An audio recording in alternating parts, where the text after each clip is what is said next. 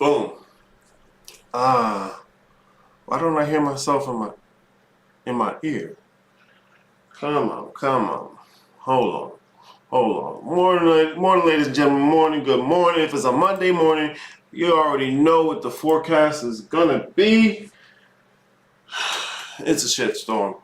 I hear something of myself in my ear, but it's not what I want to be hearing.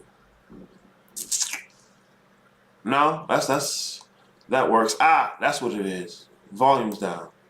There we go. Okay. That makes it better. Where's my chat? I'm sorry, I thought I had that up. Here we go. All right. Vera's still in the building. Vera the ET, good to see you in the chat. Dawson, let's get it in. Yes, sir. You already know, man. Aaliyah, happy morning, everybody. Good to see you. What was it? Munch.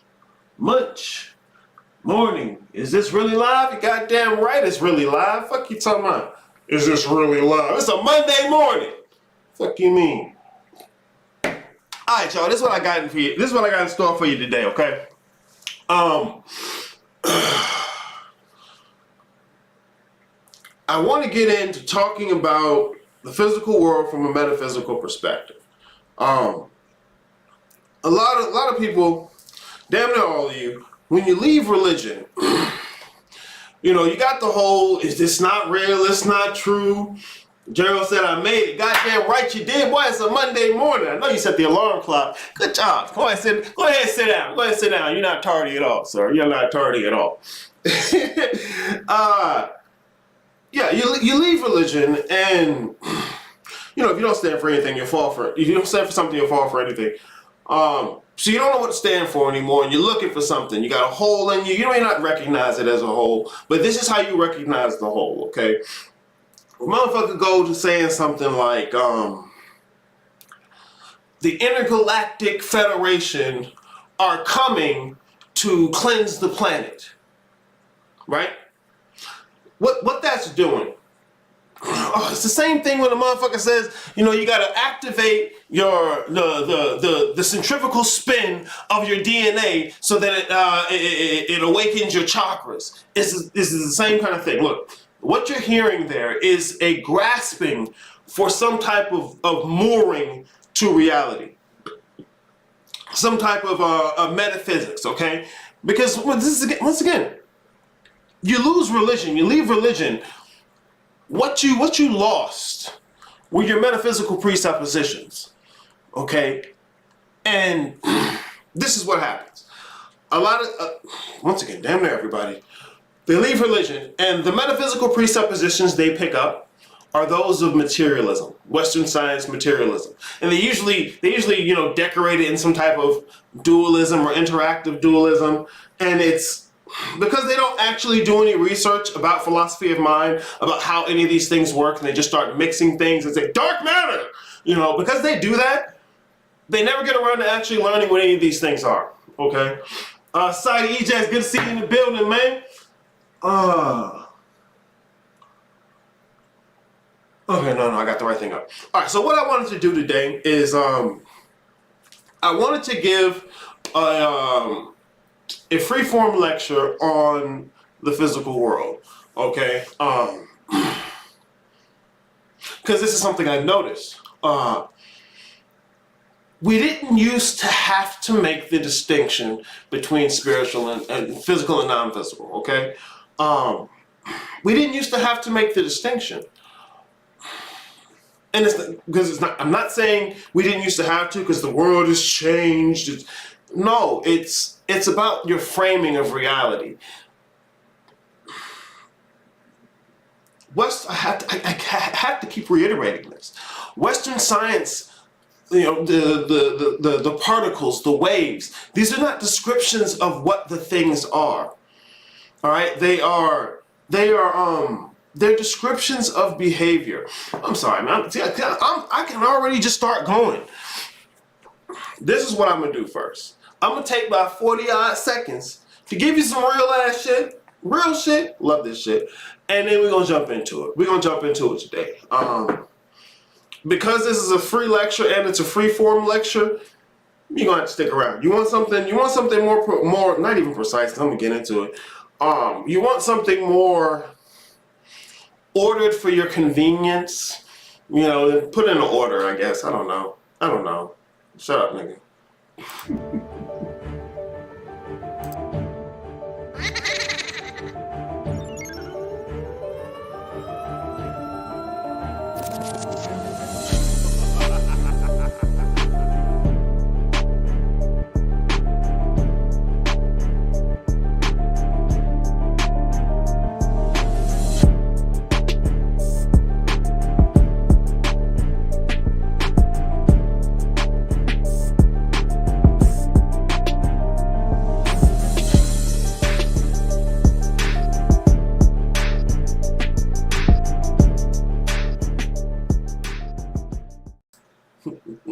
I fucking love that shit, man.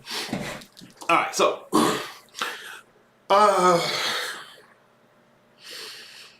want to talk about this. I want to talk about this topic from a few different angles to make sure I get, because this for the motherfuckers who want the free stuff. So I'm gonna give you the information. The tools are gonna be there, but just making yourself available to information isn't the same thing as learning.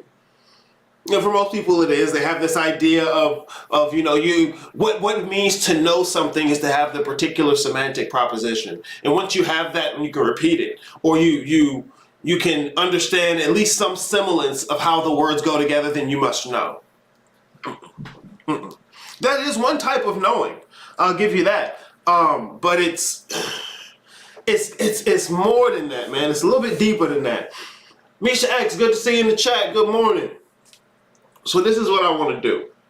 I'm gonna go back and forth from a few different things, but I feel I want to start out with this one.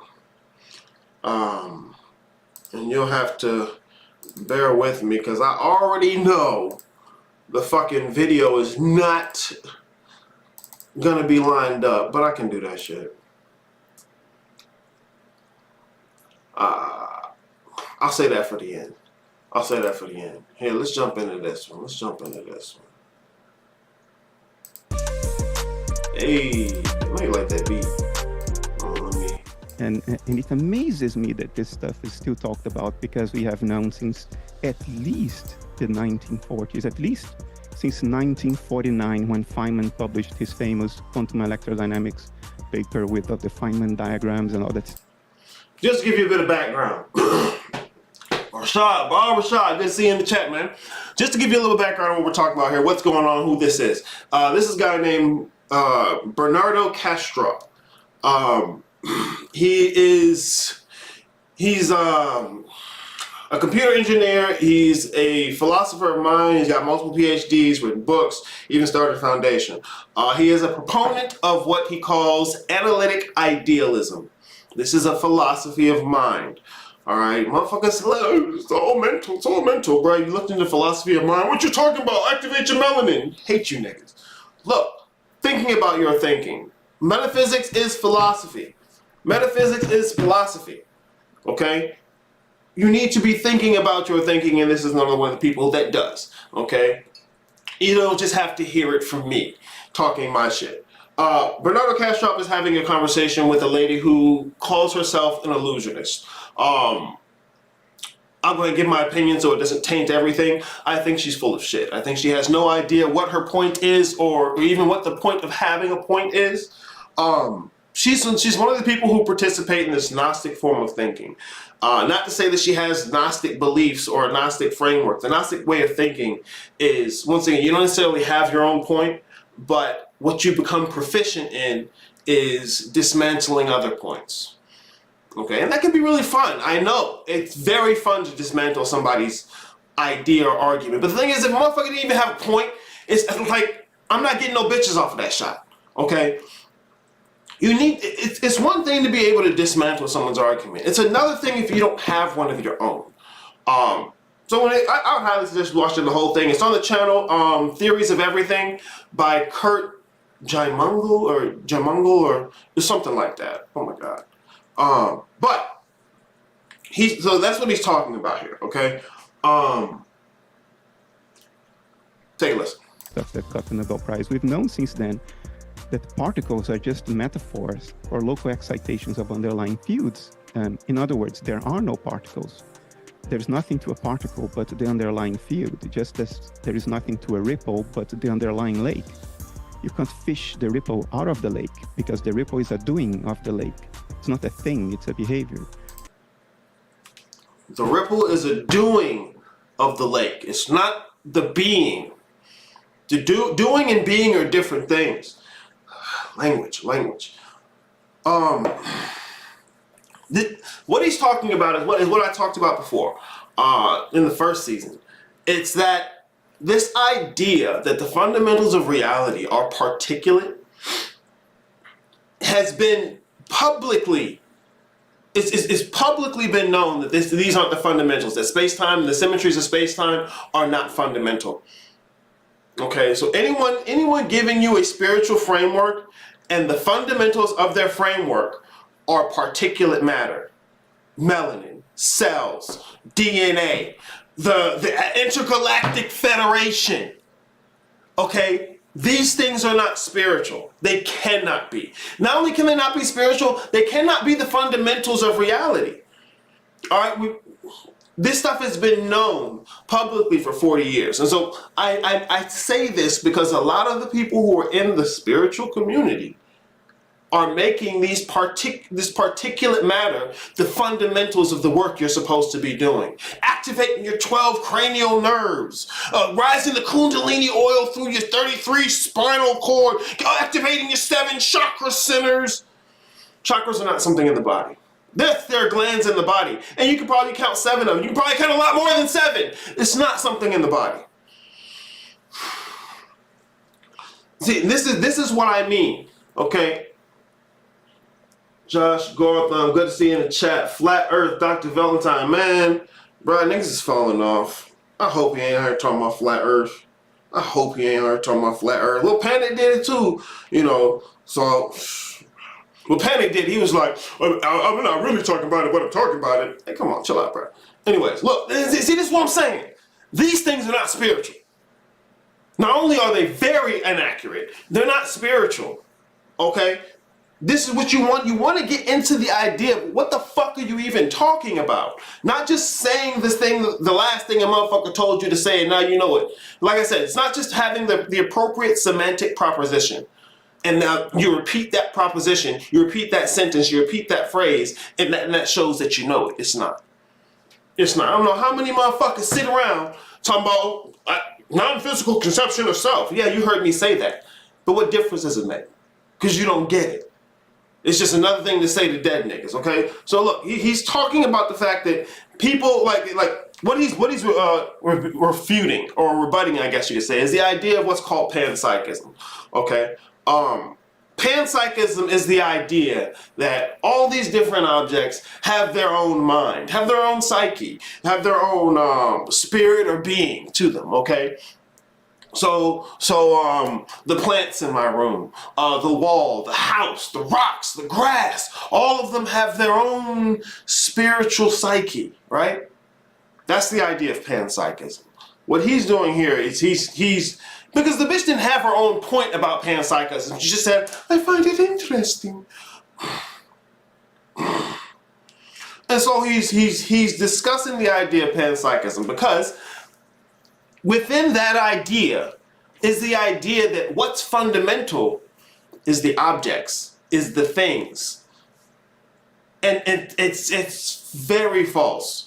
Because look, if the particles aren't fundamental, the things made of the particles aren't fundamental. And so mind is not based or emergent from a bunch of different objects. The objects are appearances. They're not the thing. Once again, Western science tells you how abstractions behave relative to the framework they're giving you. They don't tell you what this stuff is. And they can tell you that from their own fucking mouth, man. Flat Earth foolery. Particles are the same thing. Particles are behaviors of underlying quantum fields. And without this, we couldn't begin to make sense of a great many things we know happen. For instance, we couldn't make sense of particle decay. A Higgs boson can decay into 2 quarks or 2 muons, which are heavy electrons. but there aren't 2 muons in the Higgs boson. So how does it become 2 muons? Well, it's because decaying means that a particular excitation in the underlying field, in this case, the Higgs field, decays.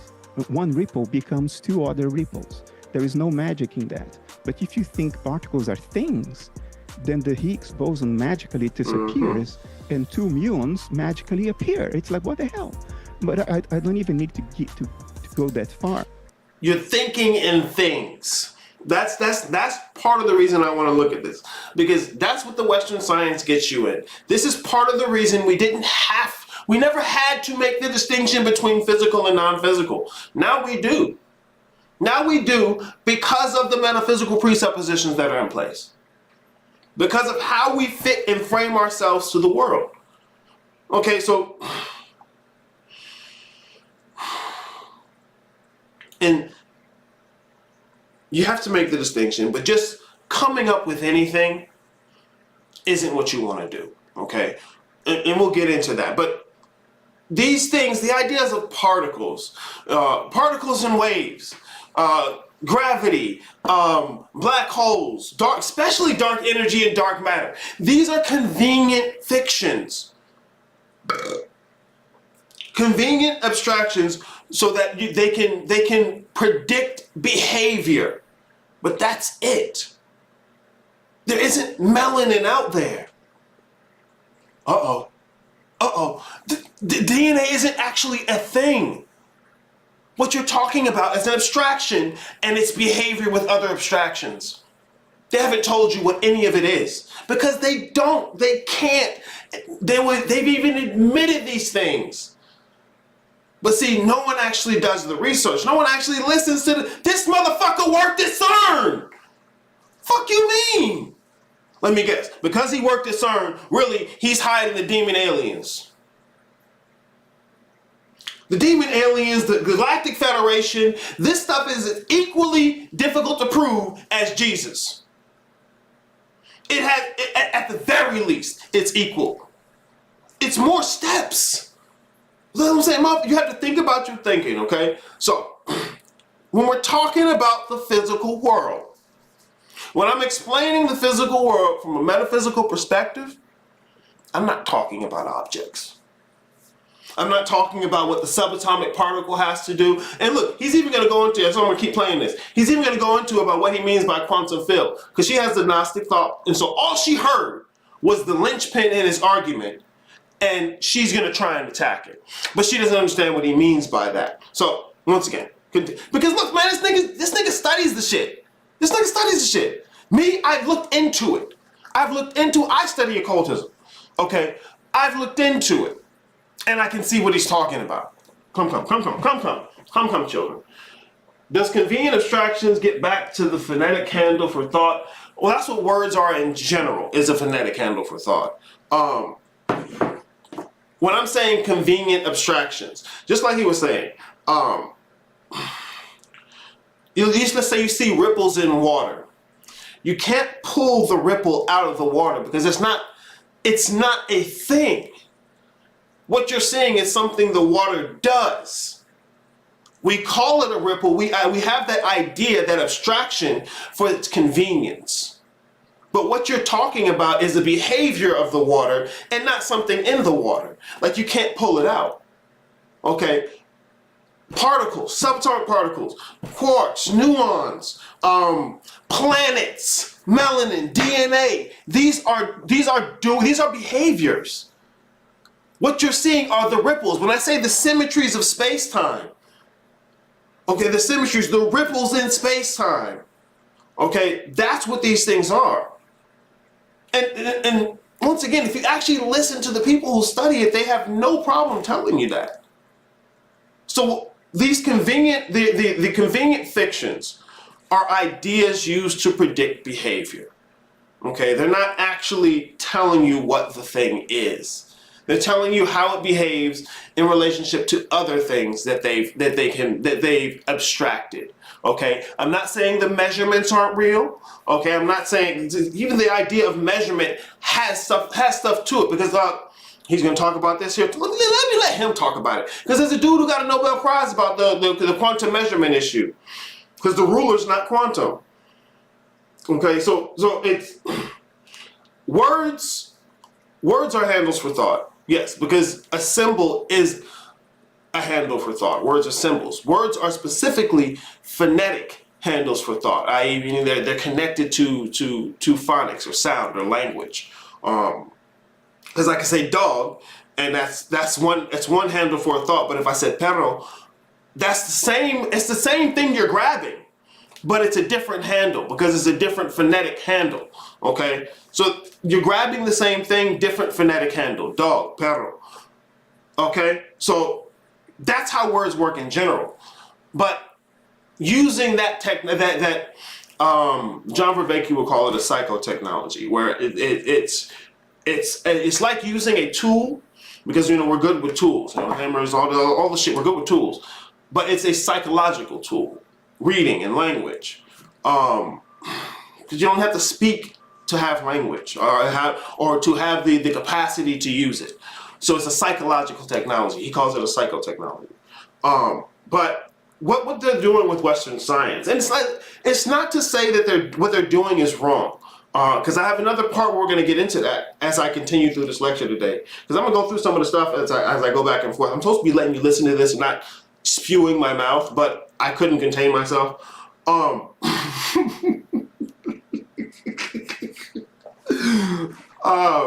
Yeah, there are plenty of convenient fictions we use and need. The state is a convenient fiction.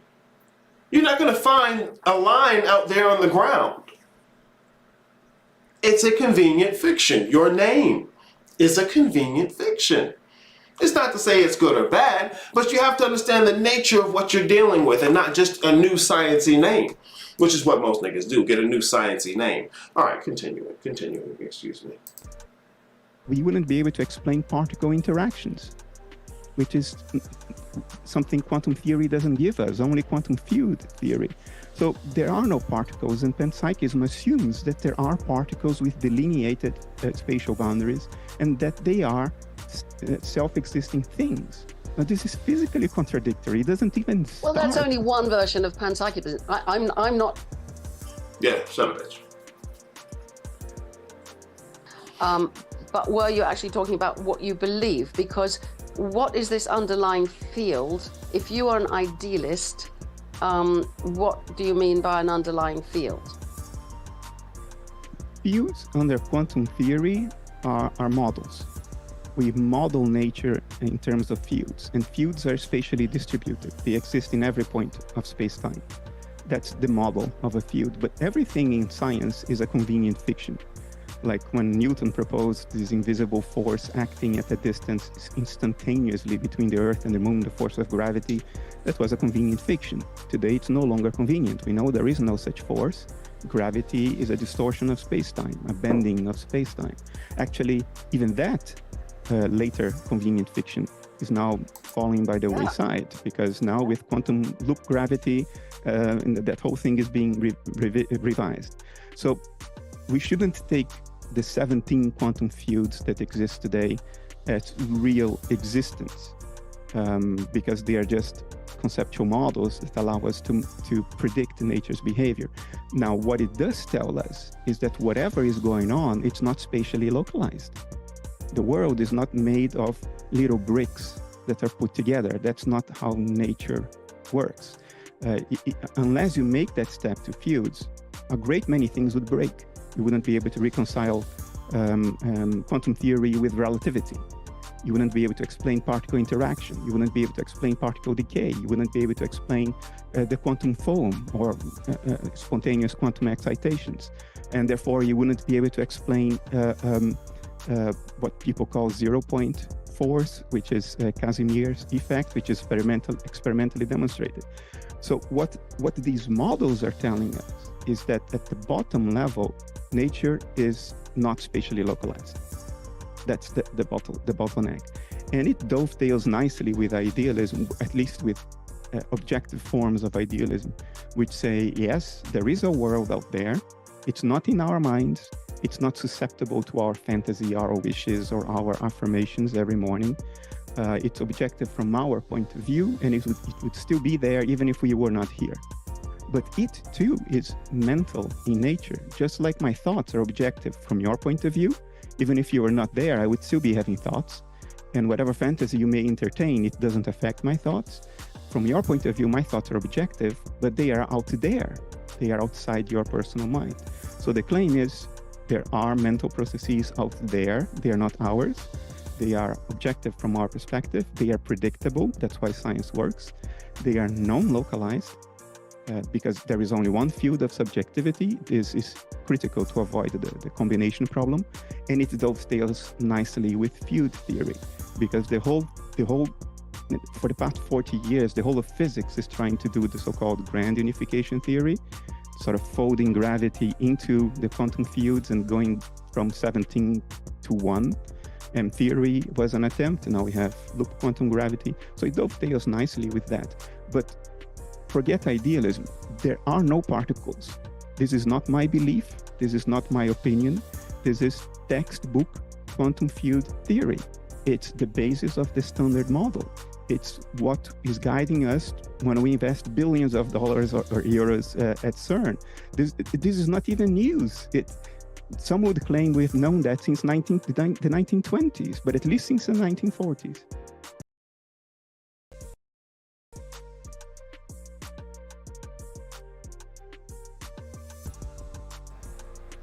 Okay, that's fun. Yo, what'd I say? What did I say? There are no particles. That idea isn't revolutionary. Oh my God, Arius said it's revolution. No, it's not. It's not. It's been public for the last at least 40 years. This is what I say. But most of the people who are going to be telling you they're teaching you something don't learn. They don't do no study. They don't do study. See, a lot of people are convinced that you put yourself around information, you're just going to learn. No. You're going to repeat. All right? So look, this is part of the reason I wanted to start here. Because I want to make the distinction that I'm giving you a metaphysical map of the physical world, okay? I'm not giving you a particulate matter map. Now, I'll speak about it a little bit. I most certainly will, because I don't want to downplay the value of what you have from Western science. You know, it's a critically different way of thinking than we used to think. And we'll get into that a little bit today as well. So when I say it, even though I sound critical because I'm a dick, I understand it. I understand the mistake. I understand the mistake being made because I used to make the mistake as well. And so when I'm describing the physical world to you, at its base, I'm not going to be talking to you about particles, quantum anything. That's physical world stuff again. It's the appearance of a thing. See, I say this all the time. The physical world is the appearance of a place. It's the appearance of a place. You turn on a video game, Super Mario has a whole world in there, but that's the appearance of a place. That's not to say it's not real. It is. We can have a whole conversation. We can have a long philosophical debate about Mushroom Land or wherever the fuck Mario's at. Why they got all them pipes? You know, we can have a long discussion about it. So it's not that it's not real. It's the appearance of a place. It's not that the rules don't matter there. That place has its own rules. You only jump so high. You can only throw one fireball at a time. You got to be small unless you get a mushroom and then you get big. There's rules. They're consistent. Okay, just claiming all of reality is chaos is ridiculous. It's ridiculous.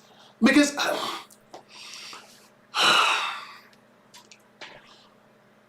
in order to make a claim like that, you'd be making a claim for consistent chaos. And chaos in itself isn't consistent.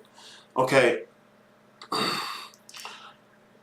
There's a lot of underlying presuppositions in Western science that aren't talked about as much because they're presuppositions.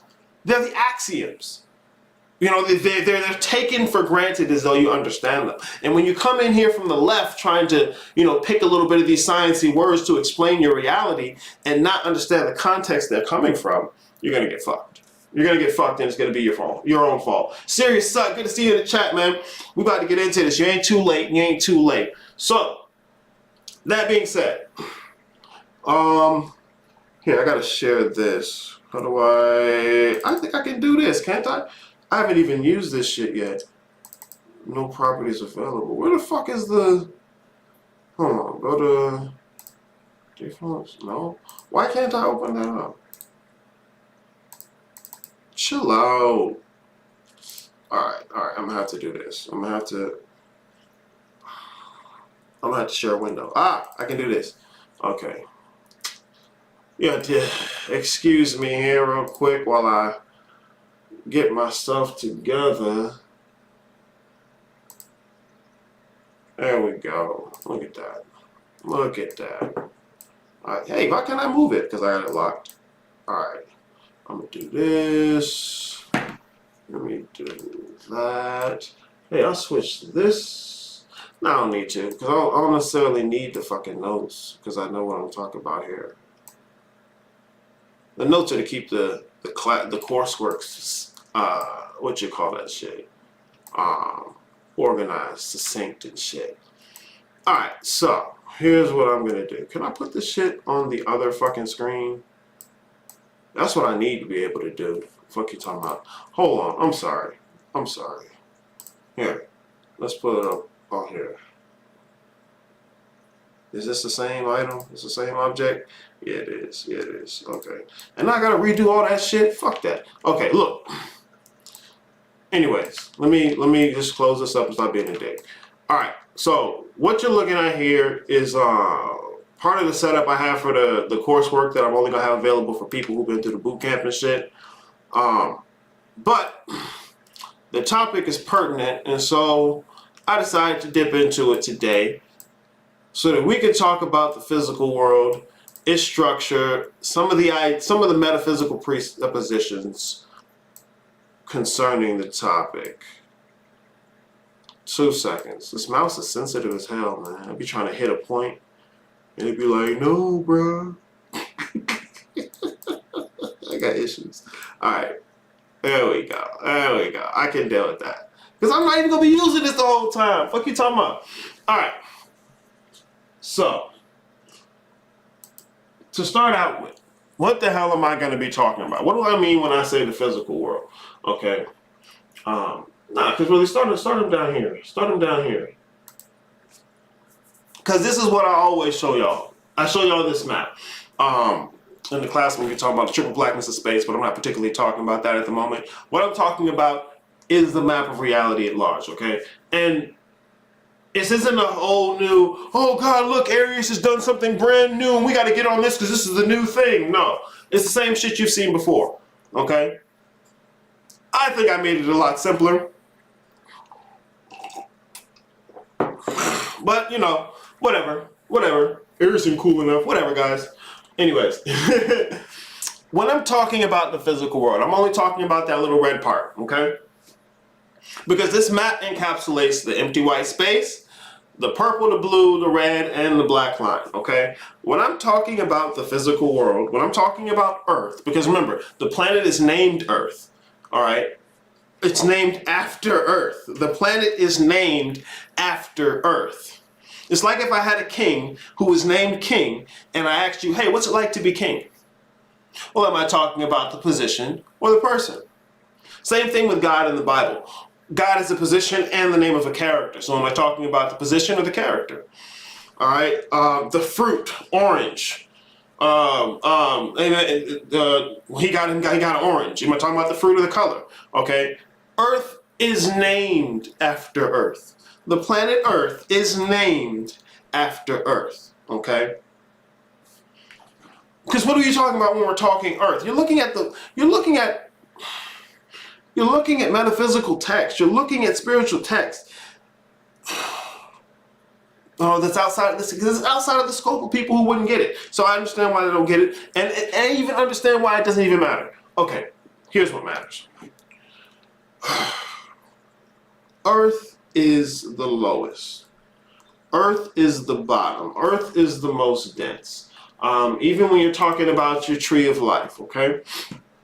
you got space-time, you got Malkuth. They don't call it space-time, but the reason I'm telling you space-time is because you're inundated in not only Western science, but Christianity. Regardless of how much you want to say you reject them, all right? You understand them. You know them. They're familiar. They're salient, okay? Not to say it's the end-all, be-all, or this is what's real, what's true. Those are metaphysical questions. Oh, hell no, but what's real? I think that's an ontological question. These are philosophical questions. These are not questions you're going to get answered by some piece of particulate matter. That's the thing. What's real? What's true? How do I know? These are all things your metaphysical presuppositions set out for you. And because we'd always had them, because we didn't have a reason to make a distinction between physical and non-physical, we did not. It's not to say particulate matter doesn't exist.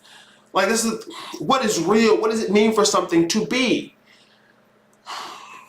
And if questions like that are too deep for you, go back to your to fucking turnips, peasant.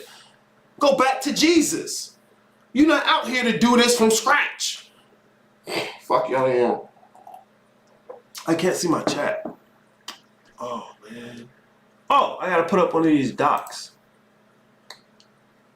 What? Where's my chat doc? And now I feel like an ass. Okay. Maybe I should just... Nah. Fuck that, dude. Fuck that. All right. So like I said, you've seen this map before, okay? You've seen this map before. Now, the way I usually describe it is what you're looking at is the fourth Trinity, okay? Because there's a reason I go over the Trinity ad nauseum, because these underlying dynamics, these underlying concepts, these archetypal concepts are what frames these things that are non-physical, okay? These things that are not based in particulate matter, okay? You don't get to particulate matter until you get to the physical world, like right here, 10, 11, and 12, all right? This is Earth. This is the physical world. This is space-time. What I'm usually talking to y'all about is up here. That's primordial. Motherfuckers act like that's what they want to know. It's really not what they want to know. What they want to know is the physical world and how to make it do what they want it to do, based on the desires of their personality and body. Fuck me, right? But, hey, I'll give you what you want. I'm going to tell you how complex it is. It's not too complex to where you can't figure it out, but it's more complex than you need to understand to be able to wield it. But, fuck it, right? Let's go. So, what I'm usually talking about is the fourth Trinity. And there's a very intimate relationship between 3 and 4. When I spoke to y'all about the secrets of man, Yadhe Vadhe, and I showed you this here. Okay, 4 positions, 3 modes. This is a relationship between 3 and 4. When you're talking about the zodiac, when you're talking about chakras, you're talking about the relationship between 3 and 4. You're describing the circle. Oh, it's all the same story. It's all one story. Really what the story is the story I'm going to tell you. No, it's been the same story. It's a circle. That's why astrology works, because we move in an elliptical pattern. That's why numerology works, because numbers repeat themselves. You want to talk vibration? Here's the reason vibration can be a thing. Not because particulate matter vibrates. Oh, the melanin and the cells are vibrating. So what? So what? It's fucking mundane. You're talking vibration, okay? How do we graph vibration? All right, there are 3 states and 4 positions. 3 states and 4 positions. This is what your Yadhe Vadhe is, the name of God. What, you thought it was a nigga's name? It's a pattern. It's a dynamic. It's right there in the name. Because look, these are the three modes. All right? There's 4 positions though. This is why the 2nd and the 4th are repeated. It's called a sine wave. It's the graph of a circle. Okay? The first mode, moving away from center. The 2nd mode, and the 2nd position, return to center. Okay? So the first mode is a movement up and away. Whatever movement the first mode made, The third mode is going to do the opposite, okay? And then you have return to center again. But it's really simple. It's really simple. When you're looking at the zodiac, the 12-fold pattern, it's the nesting together of 3 and 4. When you're looking at a 7-fold pattern, like the chakras, it's the I'll say harmony. It's because it's a harmony. It's not necessarily sealed up yet. Because, anyways, when you're looking at 3 and 4 next to each other, making 7, this is the harmony between those two items. When you're looking at 3 giving rise to 4, that's a whole different relationship as well. All right, the relationship between 3 and 4 is, you can say it's the story, bruh. It's the story. It's the story of heaven and earth with the with the agent. Thank you. Sorry. With the agent, okay? You have heaven, Father, earth, the world that the Father so loved, which he gave. He doesn't give the Son, he is the Son. He gives the world. I'm not talking about a character. I'm not talking about a character. Remember, I'm talking about 0, 1, 2, 3. I'm talking to you about not numbers, because numbers are symbols for quantities. I'm talking to you about the quantity and the qualities that it possesses. Okay? That's it. That's it. Each quality is building on the next one. Just like the Hermetic principles, not rules that some nigga wrote down. Niggas is so... The Jesus rules is bad, but these spooky spirit rules are the new rules. No. No. They're laws, they're principles. They underlie the structure. Each one unfolds from the next. So when we're talking about the physical world, keep in mind, the physical world is the end result of a process. Okay, it's the end result. It is not where any of this begins. It's not where any of this, there's nothing in Super Mario's world that begins some shit in my world. It's not possible. So when I'm saying it's the end result, okay, you have to keep this in mind, because the physical world is experienced 3-dimensionally. It's not the 3rd dimension. The 3rd dimension is going to be up here, primordial, because it's the 3rd. To say that the physical world is the 3rd dimension would imply that dimensionality begins from physicality, and that's not the case. Hell, if dimensionality began in the physical world, where the fuck would they get the space for it?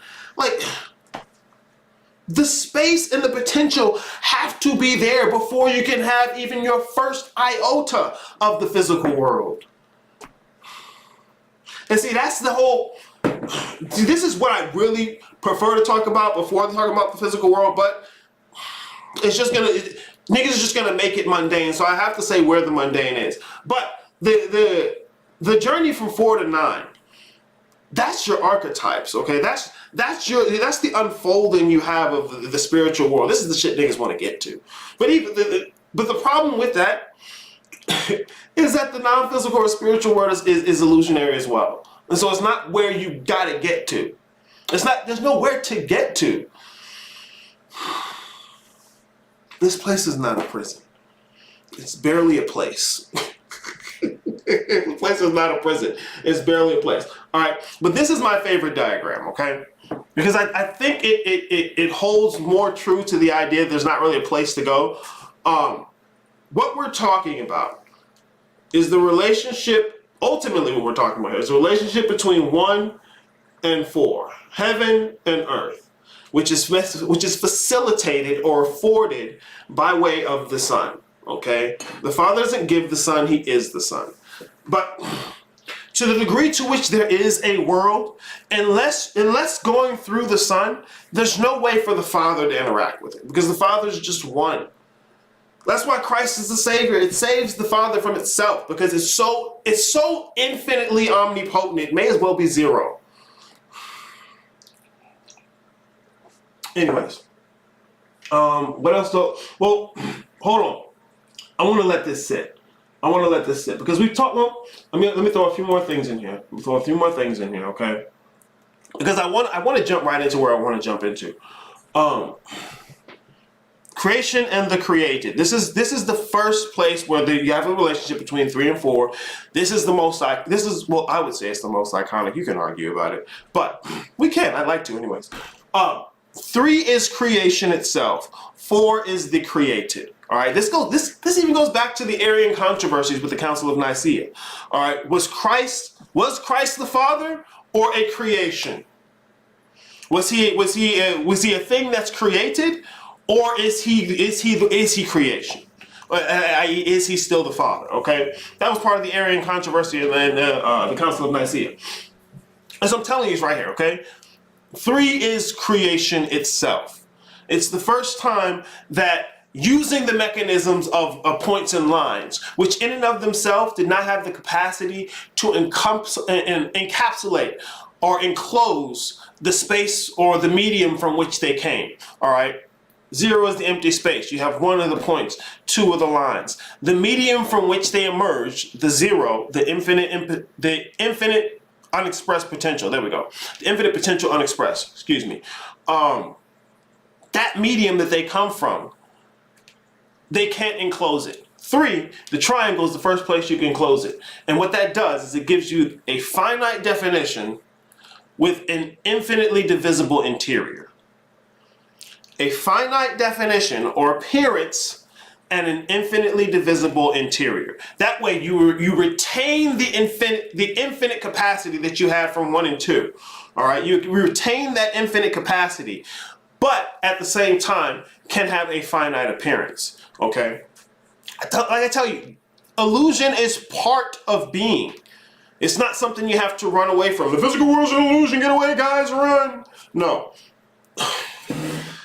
Y'all niggas are some weak guys. We talked about the Trinity emerging from the infinite potential unexpressed. So yeah, creation. I think I went over these slides when I talked about the secrets of man. Okay, M-A-N. M-A-N. When you're looking at a cipher, excuse me, for geometria. No, I don't have it on this set of slides. When you're looking at a cipher for geometria, it's a triangle, dude. It's talking about the relationship of the triangle and the circle, which is what I'm talking about.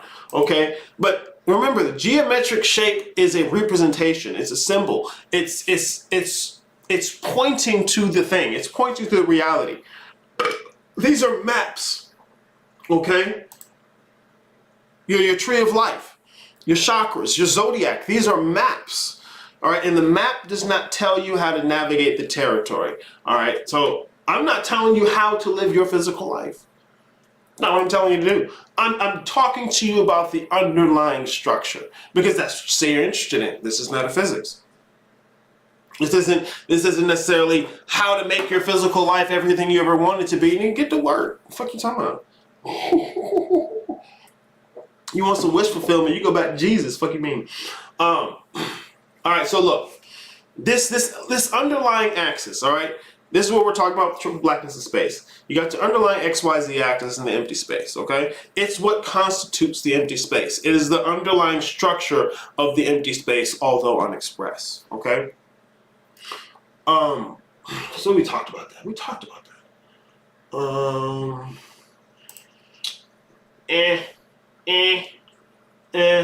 You can look at it. That's for the real niggas. Okay, so this is what I'm gonna do. I'm gonna get into. That's all I want to do from these slides. I have some other pictures I want to talk about, other shit I want to look at. Okay. So what I'm gonna do is let y'all see this next video. Where we at? Convenient fictions. All right. This is my man John Vervaeke. Oh shit! I can just start. It's the beginning. I've shown you John Vervaeke. We've talked about John Vervaeke. This is a clip from one of his videos on the meaning crisis. He has a 52 video series. I haven't even finished watching the whole thing. Is one the Big Bang? No. No. He's gonna make me pull the slides back out. God damn it. He's gonna make me pull the slides back out. No. Look. The Big Bang is 10. if there's such a thing. A Big Bang. I'd rather say a Big Bang and the Big Bang because the is very singular. That's 10. Okay? 1, bro, that's primordial. All right. See, this is once again. This is why I have to explain the physical world.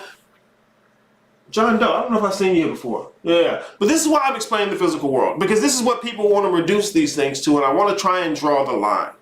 Okay. So that when I explain other things like I've been explaining primordial or the non-physical, it's not simply reduced to something that's going on in space-time.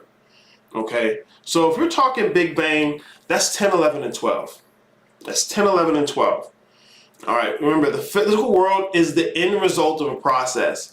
All right, it's layering, it's a layering of dimensionality because that's what you're doing to begin with, going from 0, 1, 2 to 3. You're layering dimensionality. Dimensions aren't places. Remember, dimensions aren't places. It's a conversation about extent and scope of perception. Okay, it's not about some place that you go. The physical world is exceedingly dense. This is why I'm saying 10, 11, and 12 at the very least, because you can make an argument all the way out to 16, at the very least. Anyways, yeah, Big Bang, we're talking 10, 11, and 12, okay? And this is the whole reason I want to make the distinction, because we didn't used to have to, and so people they're not necessarily understanding the nature of their predicament and why they think the way they think. But here we go. John is going to help us out with that.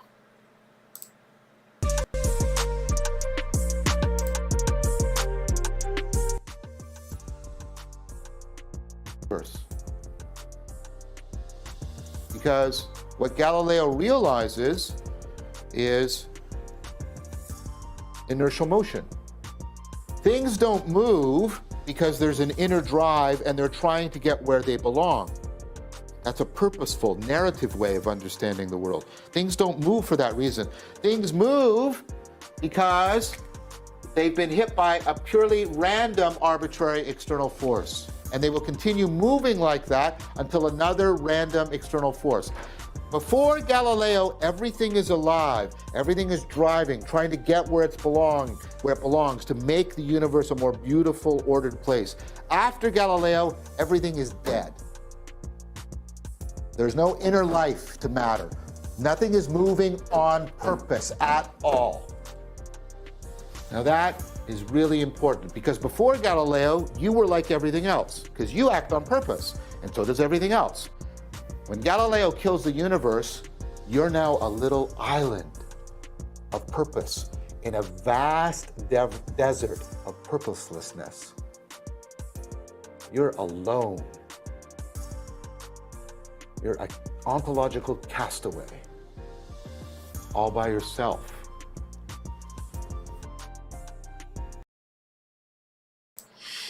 Ontological castaway. Ontological castaway. This is what you see, because all this ties in together, man. This crisis of nihilistic narcissism, being untethered from the heavens, not having metaphysical presuppositions that allow you to fit into the world that you exist in without having to see it as absurd. Okay. Before the what he's talking about here? Okay, before having to change our way of thinking into when we were focused on the particulates of the physical world. Before then, there is no distinction between man and the divine. Okay, there's no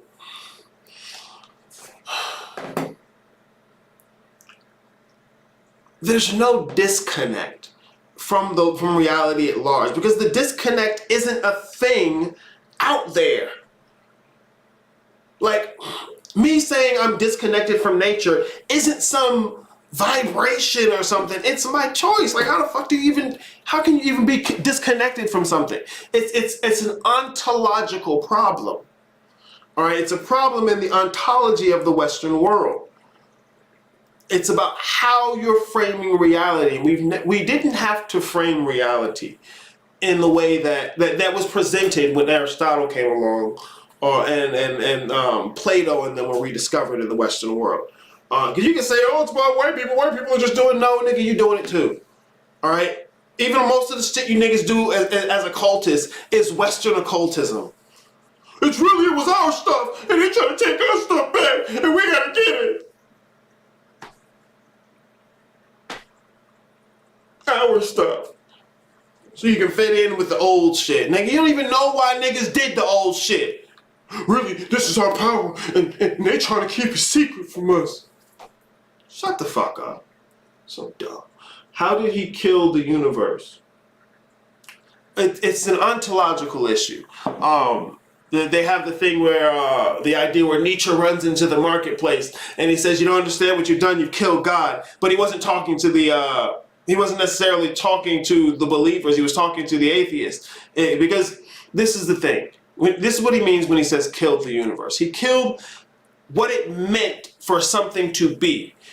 Before that particular revolution, the way we defined the things in reality were just the same way we defined ourselves, as something that had an innate purpose that was moved by the world at large. You know, we would frame it with maybe deities, different pantheons and religions and cultures, but because it's not a question of which one is right or whether or not it's right or wrong. Those are philosophical questions. The function that those religions gave was that they fit you into the world. They told you what reality at large was, what the self is, and what the connection is between the two. Those are fundamental questions your metaphysical presuppositions have to answer. And if they don't, you're no longer fitted to the world. As Nietzsche would say, you're untethered from the heavens. You're disconnected from reality at large in an ontological fashion, meaning, because in philosophy, especially metaphysics, you have epistemology and ontology. Ontology says it's the study of what is. It's the study of being, okay? Epistemology is the study of knowledge. How do you know? What can you know? What does it mean to know? To say that there's an ontological issue in the Western world, it goes back to this change in the Western world, where the ontology of how they frame reality is what changed. And when you strip all the life out of your description or your ontology of the world, you inadvertently strip it of yourself as well. And that's part of what he was calling to, when Nietzsche was calling, saying, you untethered yourself from the heavens kind of thing. It's that without those metaphysical presuppositions, you're not going to be able to fit yourself to the world. That's why all these people are going through so much anxiety, thoughts of the future, depression, thoughts of the past, confusion, isolation. You got everybody deciding they want to believe whatever they want to believe, and which is just, it's just narcissism. So much nihilism is because people don't know how to fit themselves to the world. See, whether or not you think Christianity is true, I'll tell you what it does. For the people who are within it, they know how to fit themselves to the world. They know how to describe the world at large, themselves, and the connection between them, even if you don't think it's correct, okay? Get a different set of metaphysical presuppositions. But the point is, you have to have them to fit yourself to the world. Most people spend most of their time not examining those metaphysical presuppositions, and that's what leads them to nihilistic narcissism, where they're just believing whatever they want to believe, however they want to believe it, which is just it's personality glorification. It's childish. And anyways, yeah, that's what it means to kill the universe. It's an ontological move, okay. He's going to continue talking about it, but that was the point he was making. Almost sounds like solipsism. Solipsism. I think solipsism gets a bad rap. Not to say I'm a solipsist, but I get it. And look, see y'all, you have to look these things up. If you want to talk metaphysics, if you want to talk all is mind, but you've never thought about mind besides the fact that, hey, I have thinking, you don't know what you're talking about. And you don't know, because you just, hey, you have no idea what things mean in the world, aside from whatever meaning you personally ascribe. See, this is another thing when you kill the universe. You strip the meaning out of everything. No, it's not real, that's not the thing. And you do it to everything. That's what happens with the Gnostic thought, is that you get so proficient at tearing everything down, but never having your own point, that what by default becomes the point of everything you're doing is you. Because nothing else has meaning anymore. It's just you. But then I asked you, I tell you, what is you? Huh? What you mean? What you mean? Whatever. Fuck me. So, yeah, that's what he's talking about, okay? It's a change in how we ontologically frame the world in ourselves, okay? That's what's led to the necessity for me to make the distinction between physical and non-physical. Because what people are so caught up in is trying to take the convenient fictions of Western science in describing behavior and try and use those to make metaphysical presuppositions. And you can't. You can't make metaphysical presuppositions about things that aren't fundamental. I mean, you can, but you're going to be short-sighted. Oh, God. So how did it get devolving? You could say devolving if I hesitate with the idea of devolving because I'm feeling like it implies a ultimate destination. I'm not really sure evolution works like that, but I mean, I can understand why you would make the argument. Because I think in terms of the progression of Homo sapien thought, cultures, ideas, fittedness to the world, if that's the kind of path you're looking at, I could agree with evolving. But the thing is, you have in-breaths and out-breaths, and you can only fly as high as you fell. So I don't necessarily see it as straying from the path, but I can understand that. I can understand that argument. That's not foreign to me. I can understand the idea of devolving. So is this what creates the suffering? Because you kill Sky Daddy. No, killing Sky Daddy disrupts how you connect yourself to the world. Think about it like this. A Christian, okay? They know what reality, they have an idea for what reality at large is. God, heaven, that whole drama. They have a conception for what the self is. Man on earth punished out of the Garden of Eden. And they have an idea of what they should be doing in terms of those first two facts. Okay? That's what you need. And I'm saying, okay, well, Arius, I got that. The melanin activates your DNA, and when you drink the water, the Kundalini rises to your cranial nerves, and that enlightens you, because all it was really talking about was your physical body. See, this is why that's wrong. Because those are the symmetries of space-time again.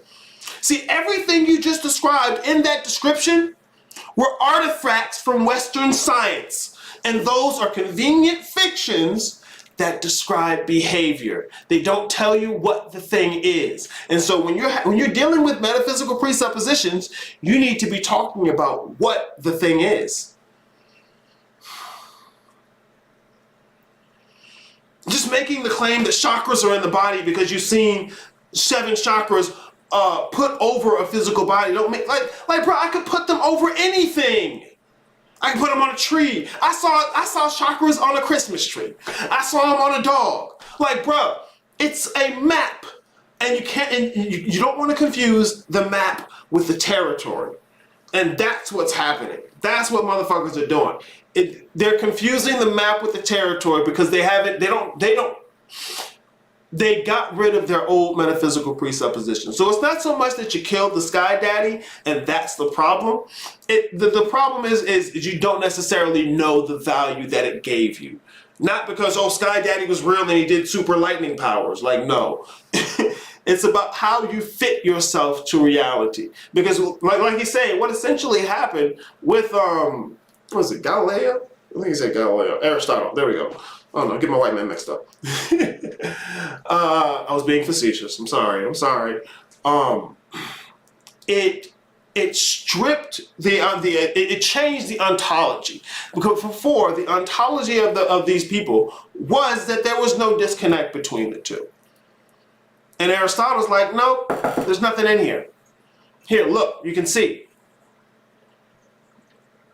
And it's not to say whether or not who was right or wrong. It's about the function these things served. Okay? It's the function that they serve. But the suffering is a different issue. That's what I wanted to come back to. The suffering. Because this is why you suffer. Because you enjoy shit. Because you have good things. Look. Happiness and pain happiness and strife go hand in hand. And anyone who wants happiness without strife don't really want happiness. They want the benefits of happiness. Because happiness is deeply connected to its polar opposite. Like you're not going. It's like you saying you want to have up without down. If there's no down, by what measure is up? Up. I only want right with no left. Well, if you don't have a left, what makes right right? These things define one another, and when you try and get one without the other, it's an example of you're not understanding the full scope of the thing you want to get. Okay, so people suffer because they don't like they reject it as if it's not part of happiness and joy. Man, look, you're gonna suffer. You're gonna suffer, but everything does. You know. I don't know what to tell you, man. Look, you gonna suffer. Look, I ain't got no motivation. I ain't got no. It's really they, guys. They is out there. They don't want you to know. Gnostic bullshit.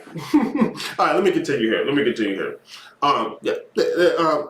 Because I started ranting. Yeah, I'm gonna go back into this because I want you to hear some of this. You're weird and strange and you don't belong. And the universe is an indifferent machine. Notice what this does. Look at this. We talk about it. And again, pay attention to the words you're using. Oh, yes, inertial motion. What's at the heart of inertia? Inert. Dead. Lifeless. Not capable of moving itself. And what happens is Galileo starts to understand matter differently. In the old worldview, matter was the potential for information. But now, matter goes to being that which resists. Matter resists my will. It's defined in terms of my resistance. Why is that so important? Why do I want matter to be inert and resisting me? Look, it's actually a beneficial thing if the world is resisting me, because what everybody is telling me is, it's all chaos, and I'm deceiving myself. I'm creating all these illusions. The only hope I have is if the world pushes back on me, if the world resists my will. Everything is defined in terms of will and the resistance to will.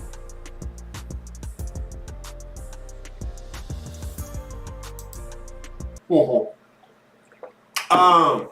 6116. His name is John Vervecchi. I was going to put it in the chat, but I'm going to slay Vervecchi when I try and type it. Yeah, look up John Vervecchi. Awakening from the Meaning Crisis is the name of the 52-part series he has. And he did this shit years ago. So once again, more old news. I'm telling you. But yeah, what he's talking about here is the change in how we ontologically represent the world, how we ontologically connect to it. Okay, now let me get an image I want to use. Hey, pick yourself out, name. Is this the one I wanted?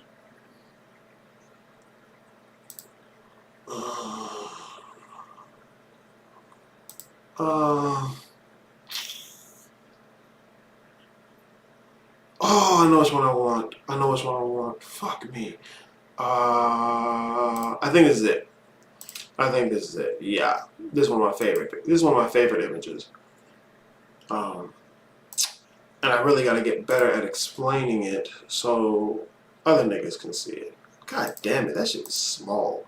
That is ridiculous. Here, let me up This nigga. Woo. Alright. Smooth. John Vervaeke. There we go, Malik. Good to see you in the chat. So yeah, I think that's how you spell it. That's closer than I would have gave you. Look, man, hey, I'm not even gonna lie to you. I don't know how to say it properly. But yeah, his name is John Vervaeke. And one of the things he talks about, which is I think is pertinent, which is why I show him a lot, is that instead of a metaphysical question like I'm usually asking, what is the meaning of life? He's usually concerned with people's experience, and more so, what is the meaning in life, or what does it mean to have meaning in life? Okay, I think that's more so what people are looking for when they come looking for spirituality and metaphysics. Like I don't think they have no frame for what metaphysics actually is. But they're looking to grab something because, once again, they're untethered from the heavens. They don't know how to fit themselves to the world. So they're looking for some way to fit yourself to the world because that's important. It's important to be able to fit yourself to the world because otherwise everything in the world becomes an enemy, becomes absurd, there's danger everywhere, and you die of stress. Bruh, it's infinitely crucial. We built civilizations on the backs of these ideas. Not because the ideas were true, but because they had a function. Fuck me, right? Alright. I don't want to show you this one first. I want to show you this one because I love this diagram, but I don't want to show you this one first. Here. God damn it. Such a dick. Such a dick. Alright. This is what I want to show you first. Alright, I want to give you an idea of what I mean when I say, God damn it, this was huge. Fuck. Yo, life is funny. Life is funny, my name. Alright, I want to get you the idea of 10, 11, and 12. I'm going to let it sit with you a little. I'm going to let you listen to him again. But here we go, okay? I want to help describe what you're looking at. All right. 10 is like a floor. 12 is like a ceiling, okay? Here's what we're looking at. Because remember, I've spoken to you about the Trinity, 1, 2, and 3, okay? 9 is 3 threes, okay? So 1 through 9, this is spiritual stuff, okay? That's present in every iota. Not even in every iota. It's what gives rise to anything that would exist physically. Okay, but that's not the topic of the discussion. The discussion is the physical world. So when we're looking at 10, because remember the whole thing starts with 0 and 1. Okay, 0 and 1. And 1 is not the Big Bang. You don't want to think of 1 as an event. Okay, you don't want to think of it as an event. It is 0.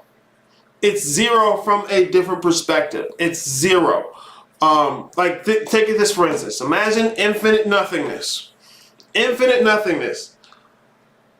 That infinite nothingness is collectively one thing. 0 and 1. Two sides to the same coin, okay? But that relationship is not the same as 1 standing next to 0. See, we talked about this with 3 and 4. 3 giving rise to 4, 3 next to 4, and 3 nested within to 4. That would be multiplication, okay? So we got 3 giving rise to 4, 3 plus 4, which is going to give you the 7, and 3 times 4, which is the nesting, which gives you 12, okay? So the relationship between 0 giving rise to 1 is a different relationship of 1 standing next to 0. When 1 stands next to 0, this is the God damn it, what's the word? This is the evidence. Excuse me, there you go. 0 next to 1 is the evidence that you've already passed through 2 through 9. Okay, because what happens when you get to 19? What happens when you add 1? The whole thing shifts. You get a 0 and a 2. Why? Because the 0 is a placeholder for everything you did for the last 10 steps. Okay? Once again, because I don't want it to make it seem like the base 10 system is the end all be all. It's about how we use the numbers. Okay? Anyways, 0 and 1 standing next to each other is a whole different thing. This is why 10 is completion, okay? Because all the work's been done. Just like it was already set with 1 through 3. Same thing with 1 through 9. So all of the things you need to give rise to the physical world are contained 1 through 9. The first step into it, the basis of the physical world, this is 10, okay? This is where you would have your big bangs, if there is such a thing, okay? This is where you would have your big bangs at 10. Now, when we're looking at this diagram, okay, I want you to imagine 10 as a floor. All right, imagine a big room is just all floor, okay? In that room, because I want to describe to you the relationship between 10, 11, and 12, because it's likened to the relationship between 1, 2, and 3 in the Trinity. It's just the fourth Trinity, okay? Because I want to give you an idea of how stupid it is to continue to go deeper into the physical world, okay? And that's what you do when you go towards 12. Anyways, so 10 is like the floor of a room, okay? All it does is be the floor. It doesn't make an effort to connect anything. It's just the floor, okay? 11 is like fill the room with pillars. Okay, those pillars are 11. Okay, not only do they touch the floor, but they touch the ceiling. Okay, that's how 11 works. It touches both things. 10, I'm gonna just touch me. Okay, 11, well, I'm gonna touch you and extend to this next thing. Now, when we get to 12, this is the fun part. Okay, 12 is the ceiling and the space between the pillars. Okay. 12 is the ceiling and the space between the pillars. Why does it need to be the space between the pillars? That way it can touch 10. It touches 11 and it touches 10, okay, by being the space in between those pillars. This is what we're talking about when we're thinking about the physical world. Why I want to give you this, okay, is for the next image. The physical world is a multiverse of potentials. Okay, here's a good example of what I mean by a multiverse of potentials. Your physical life is experienced in a linear fashion. This is where you get your idea that the physical world is 3 dimensions. It's from your linear perception of it. Okay, think of that linear perception as one strand in this coil, in this rope, okay? Wire does this, rope does this. This is the pattern you're going to get of linear space-time continuums. And once again, we're talking about layers of infinity. This whole discussion is layers of infinity, going from 0 to 1. Even 0 and 1, these are different qualities or types of infinity. The type of infinity that infinite nothingness is equally infinite as infinite everything. They're equally infinite, so that they're different kinds of infinity. Okay? Infinity, just there, people think, oh my God, it's all, like, that's why I hate that shit, because you can't grasp that. Trying to identify yourself with, hey, I'm everything. Really, I'm everything, talking about anything inside of something. Like, no, you can't grasp that. It's not because something's wrong with you. It's because it's a thing that doesn't have. Stop that. You can't grasp it because it doesn't have any handles. That the only handle it has is itself. That's what the thing about one is. It's just one. People are so used to anthropomorphizing it because that's what we did in the old ways. We've evolved to do that for tens of thousands of years. And motherfuckers get some Western science and like, oh no, I got the new thing. It's really cells and atoms. Fuck up. Anyways, your linear space-time continuums, okay? There are infinite amount of everything on each level. Infinity is, okay? We're talking about different qualities of infinity. With 10, 11, and 12, the physical world, these are the densest quality of infinity, okay? Anyways, so those linear space-time continuums, okay? You got the one strand, and each strand is a collection of strands, okay? So you got the one strand as a collection of strands, and that whole collection of strands is one strand and a larger strand and so forth, okay? Because this is the thing, regardless of which strand you're in or where you're at in a strand, it's one thing. The physical world is one thing. That's the biggest takeaway. See, you can get in here and you're experiencing through the idea, the physical body. So you're like, oh my God, look at the experience of all these things. It's one thing. You go in a video game, you see all the little objects in there. It's one thing. It's a cartridge, my nigga. It's a cartridge. It's one thing. But in order to play the game, you need to be able to see it as infinitely many things, all these different things, because that's what's going to allow you to survive in it. But in and of itself, its nature, it's one thing. It has the appearance of being infinitely many things, okay?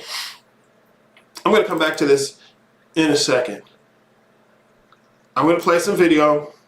Let that set for a second, and I'll get back into the next thing. Open this back up, bro. What you doing? What the fuck? Ah, that's what I gotta do. Duh. Not that though. You see me, bro? I'm fucking up. That's terrible. That There we go. you're weird and strange and you don't belong. And the universe is an indifferent machine.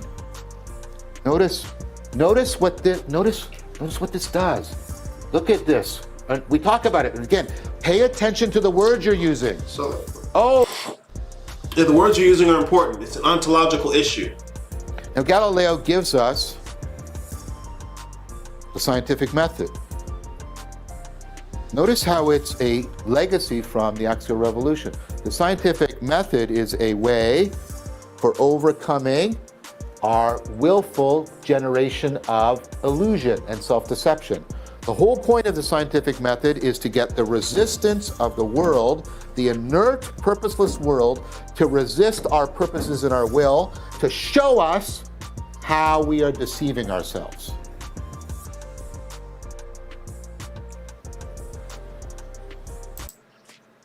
Yeah, that's important. That's important. Because remember, like I'm saying, the issue you're having with using Western science is that the premises of thinking there is that the world is in and of itself purposeless. Okay? It's part of the reason you're going to result to nihilism. It's part of the reason you're going to result to nihilism, because if there's no intrinsic purpose out there, how do you navigate yourself? How do you direct yourself? By the purpose you have within, which you decide is the thing. And see, this is the thing. Everyone deciding what they think is right individually. No communities, no civilization, no cohesion. You see, people want the benefits of a community, but don't want to participate in one. Which means it's not about you. It's not all about you. That's one thing I like to do. I like to hold is that our lives are not our own. They're not. And what I mean by that is that this centering your life around the idea of your personality is part of the reason you're having this issue. But it's all you have left when you have nothing to link you to the world or a larger purpose. Okay? Because once again, whether or not what you think is true is not the question. Okay? What makes something true is a whole different question. It's whether or not you have something. Okay? And having Western science isn't that. It has its things, okay? And this is why I'm trying to explain these things outside of simply Western science, but I know I can't, which is why I have my other image I wanted to do. I'll pull that up while I'm letting this play. Okay. Now let me go back. All right, there we go.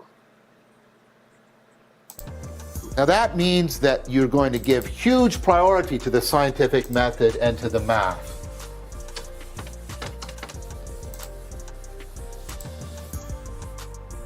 So what Galileo is going to say is, look, the mathematical properties are the real properties of the thing. The length of this, right, and its mass Anything that I can measure mathematically about this is going to be real. It's going to be, right, in the object, as we will come to say. It's going to be objective. The mathematical properties are objective. Those are real.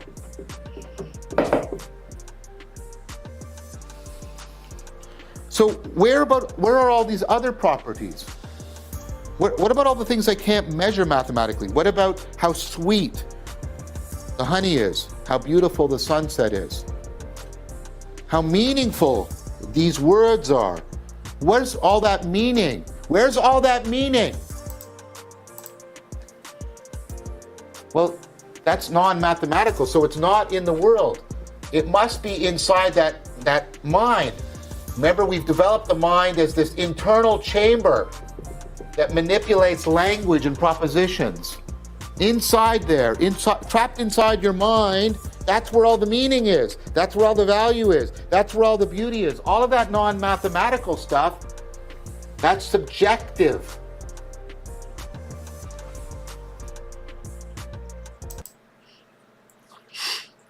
Tyree Rock, it's good to see you in the chat, man. I don't know if I've seen you before, but welcome. So look, once again, he's speaking about how the ontological issue, our ontology, or the ontology that was used to describe the world, is what was changed. How do I? Okay, here we go. Yeah, I'll move this a little bit. The ontology we use to describe the world in the Western world was changed. Okay. It went from being this purpose-driven narrative of the cosmos. All right. An example, once again, I'll use the example of Christianity, okay? It nests you in a cosmic narrative, all right? That's what drives not only you in your life, but all things around you. This cosmic narrative, all right? You were nested in a cosmic narrative, and so the world didn't have to seem absurd. It didn't have to seem like, I just don't fit into the world around me. Something's just wrong out here, okay? It doesn't lead you to nihilism. But without those, especially how the people like Galileo, Pythagoras, and not Pythagoras, Plato, how they describe the world, it changed how we think about not just the world, but ourselves. Because you can't think about the world in a certain way without it affecting how you think about yourself, because what you consider yourself is part of the world. And so when we changed our ontological framing of the world, it changes our ontological framing about what our self is. Okay?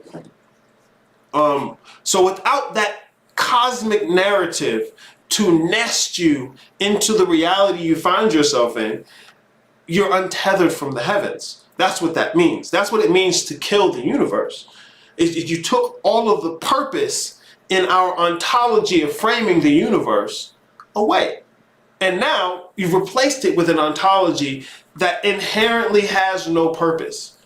In fact, with the idea of how the scientific method is usually used, it goes out of its way to strip descriptions of what do I want to say? A non-particulate description, or it's describing things outside of simply particulate matter. I guess you call those things paranormal. I hate paranormal. So many fucking quacks. Anyways, sorry, excuse me, I'm being a dick. But okay, I want to use this chart to try and explain what I'm talking about. Okay, there's one of two charts I want to use. I love the way it's colored. Malkuth. Okay, I talked to you about Malkuth.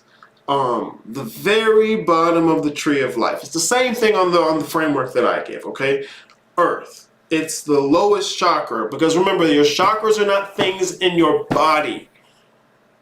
Chakras are not things in your body. Just like the zodiac, just like the tree of life, it is a map of reality at large.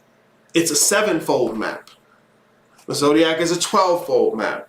Tree of Life is usually a tenfold map, although you can make the argument for 10, 11, and 12, which is what I do because Malkuth is triple dense. What do I mean when I say it's fucking triple dense? So the picture I showed you before with 10, 11, and 12, the dynamic that they express is what generates the perception of this appearance of a place. I mean, once again, it's not a prison. It's not a prison. It's not a prison. It's doing exactly what it's supposed to do. It's part of the whole. The motherfuckers like love to say, okay, I'm everything. I'm all this shit. But then as soon as they have a problem, they back down to humanity. Oh, this is my problem. It's a prison. It's not a prison. Okay?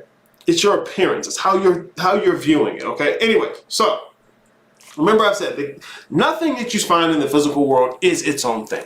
It's the appearance of something else. Okay? Like we'll go downward. All right? This organism, right? Is this what is this? Right? This is a base level? No. It's certainly made of cells, and different kinds of cells, and different collections of cells connecting and all kind of different things. So it's basically cells, right? Well, no. The cells are made of molecules, all kinds of different molecules, exponentially more molecules than there are cells. Oh, okay. So then it's molecules. That's what this thing is. Well, no. The molecules are made of atoms. Exponentially more atoms than there were molecules. Oh, because there's got to be the atoms. Well, no, the atoms are subatomic particles, actually. And there's exponentially more subatomic particles than there are atoms. How far you want to go down before you realize it's not going down? Let's go up. Oh, okay. Got a Homo sapien organism, right? No. It's part of the planet. Oh, so it's really what we're talking about is the planet then.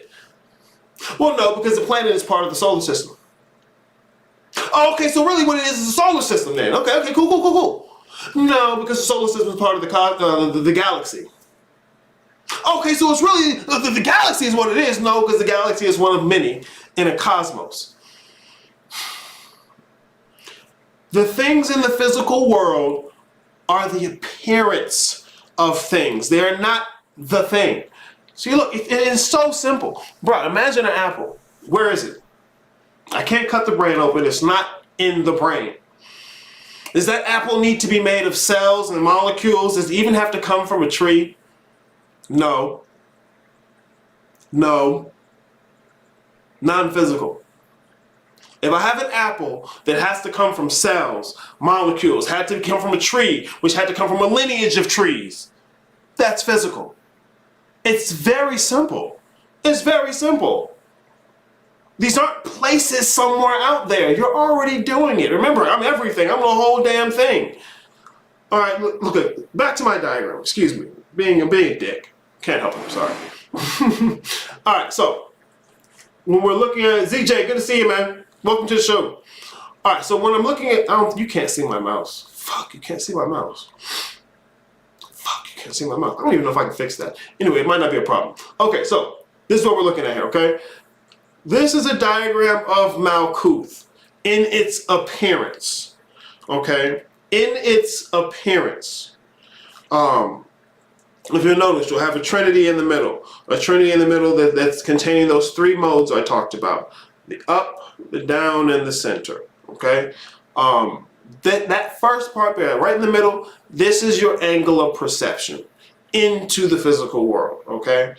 This is your angle of perception into the physical world. And it's encapsulated in an above and below, all right? It's not that this above extends beyond the physical world or that below extends beyond the physical world. No. Those are appearances of things. I just got into that. These organisms, the cells, the molecules, the atoms, the planets, the solar system, the galaxies. These are appearances of things. Your melanin, your DNA, these are the appearance of things. They're not their own thing. That's what makes them physical. When you say the physical world is an illusion, that doesn't mean it's not real. See, now what's real? That's an ontological question. It's ontological. An illusion means it's not what it appears to be. That's it.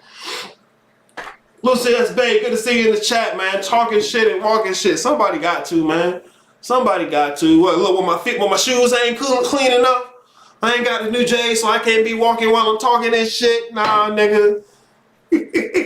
Oh, piece of shit. anyways, okay, this is the thing. All right, we're talking about the center part. Okay, that's the default for your perception. Now you can take a microscope and look at atoms, but all you've done is shift where your center of perception is, because you know what's going to happen. All that stuff, organisms, cells, and molecules, shift above your perception, and you get a whole new bottom.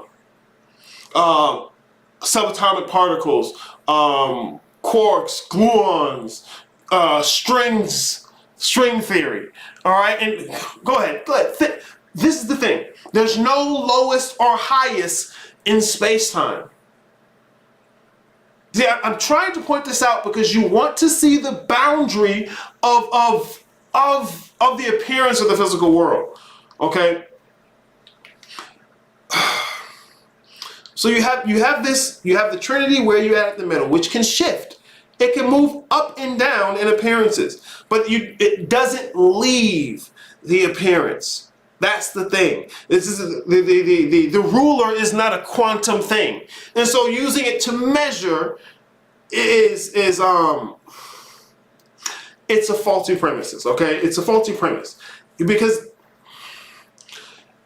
To say, because it's just reductionism again. We went into reductionism before.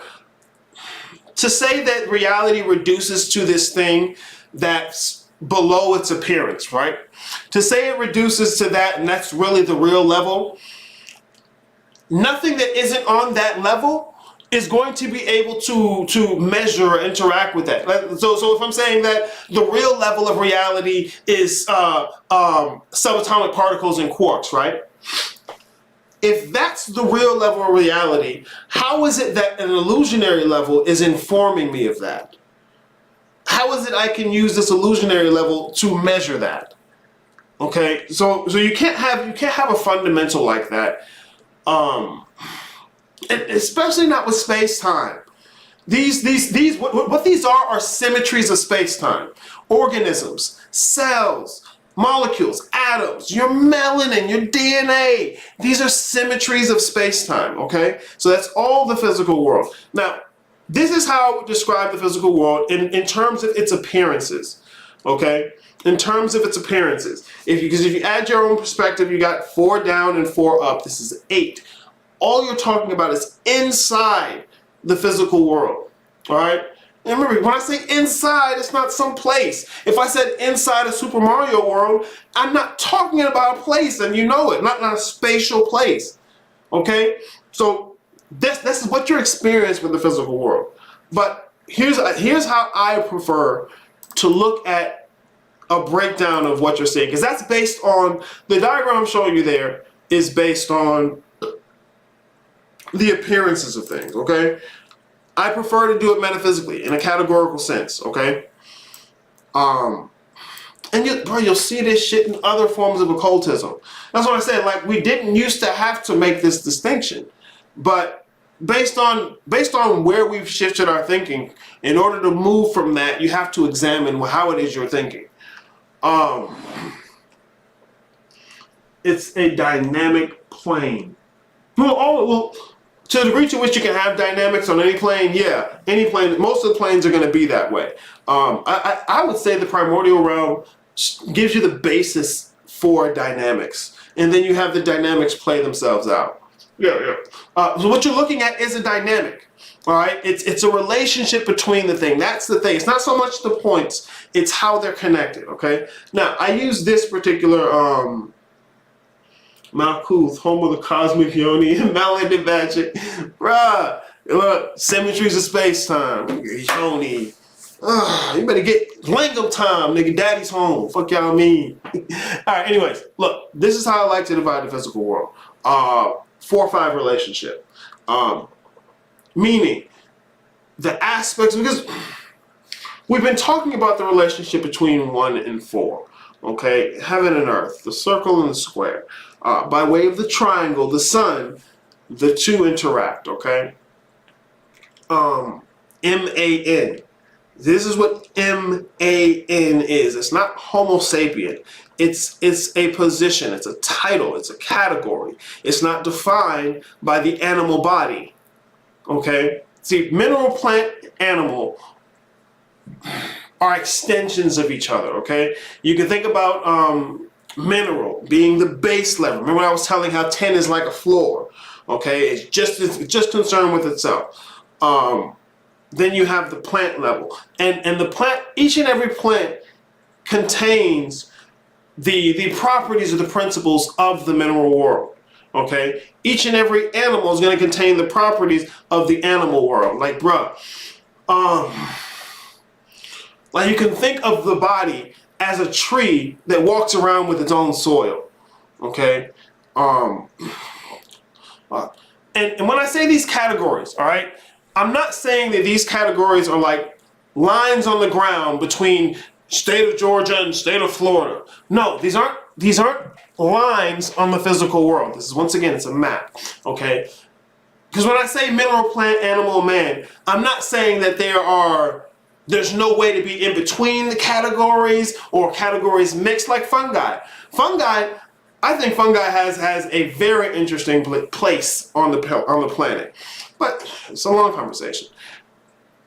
Anyways, because this is the same thing as the elements, bro. It's the same thing. One unfolds from the next. One sits at the bottom and is the stage for everything while the play plays out. Okay, so you have mineral, plant, animal, and these are expressions, each from the last, just like the Trinity expresses itself from zero.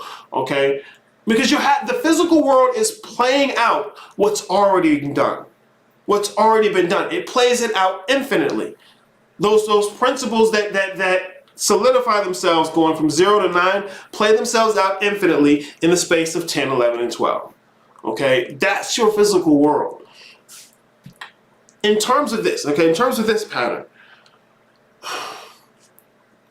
the category of man is a class. No, don't do that. Don't do that. Don't do that. Don't do that. Don't do that.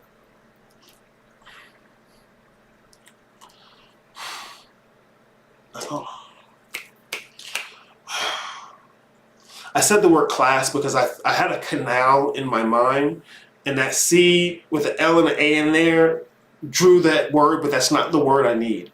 Because I was thinking about a canal, as in it's the God damn it.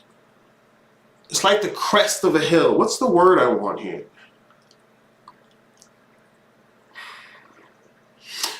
Okay. Crest, help me out. Remember, you're talking about 1 and 4, okay? The most high and the most low. Because even if you read the Bible, God don't do shit in heaven. Heaven is perfect. It don't do nothing. All it does is be perfect. That's what 1 does. Be perfect. That's it. So 1 doesn't move. But earth rises to meet the heavens, okay?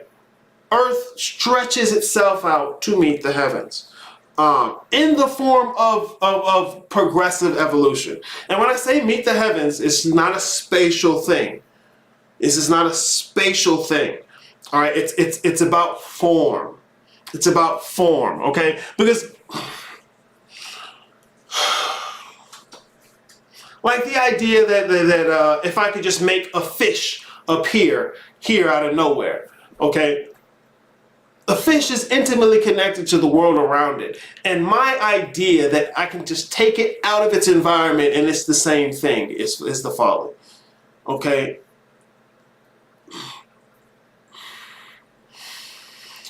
Because this is the issue, is the thinking in things. The thinking in things is what fucks us up. You're thinking in terms of things, and the things you're thinking in terms of are just composed of inert nothingness. Oh, not nothingness, don't be facetious. Of inert particulate matter that doesn't have purpose behind it, that isn't moved, that's just random. Okay? So all there is randomness, and there's no order in the world, and the only order you're going to have to dissolve onto is your own personal order. Where is space-time derived? Where is its point of origin? Primordial. I don't have that fucking image up, do I? Let me see. Because I might have that image in this folder. I should have put that fucking image in the folder.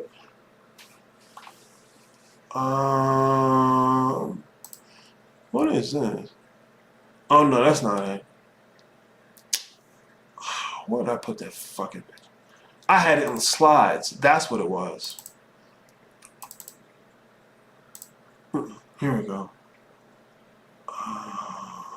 Where the fuck is my image? Where the fuck is my image? Ah, here we go. Boom. God damn it, the picture's huge.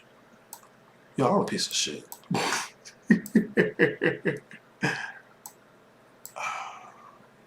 And my mouse is sensitive too.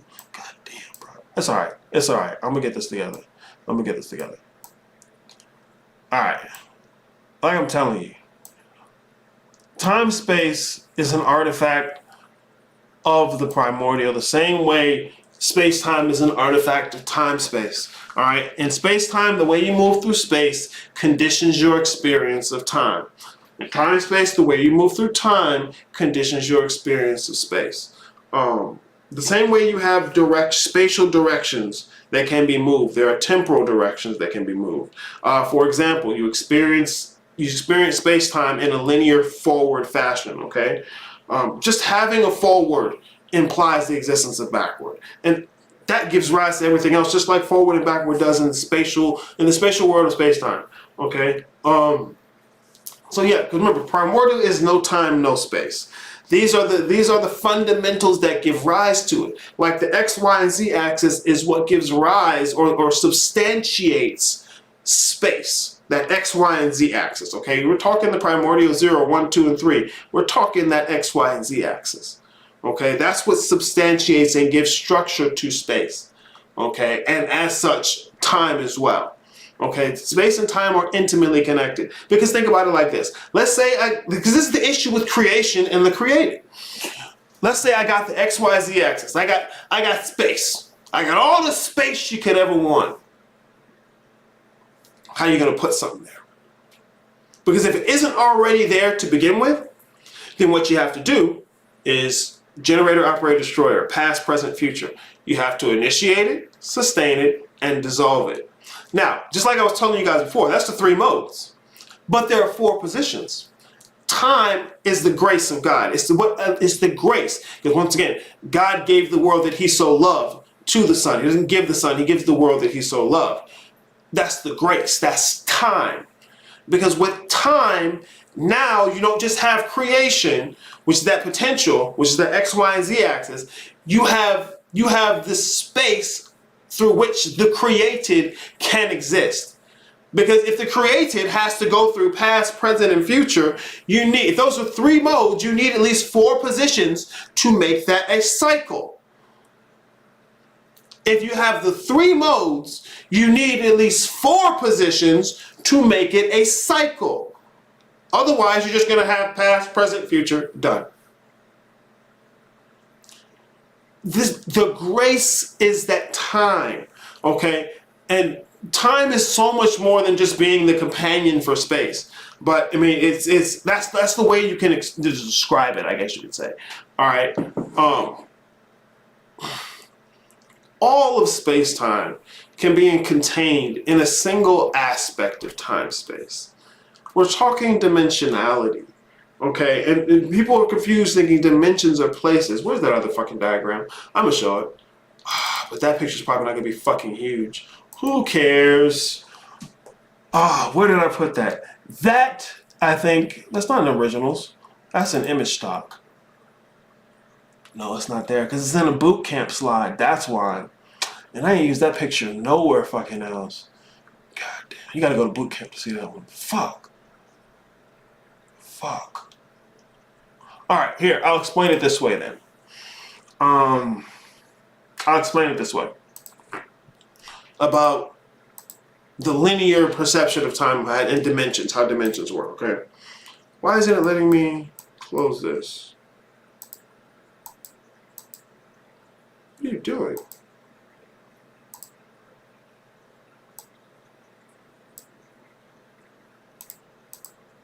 What the fuck?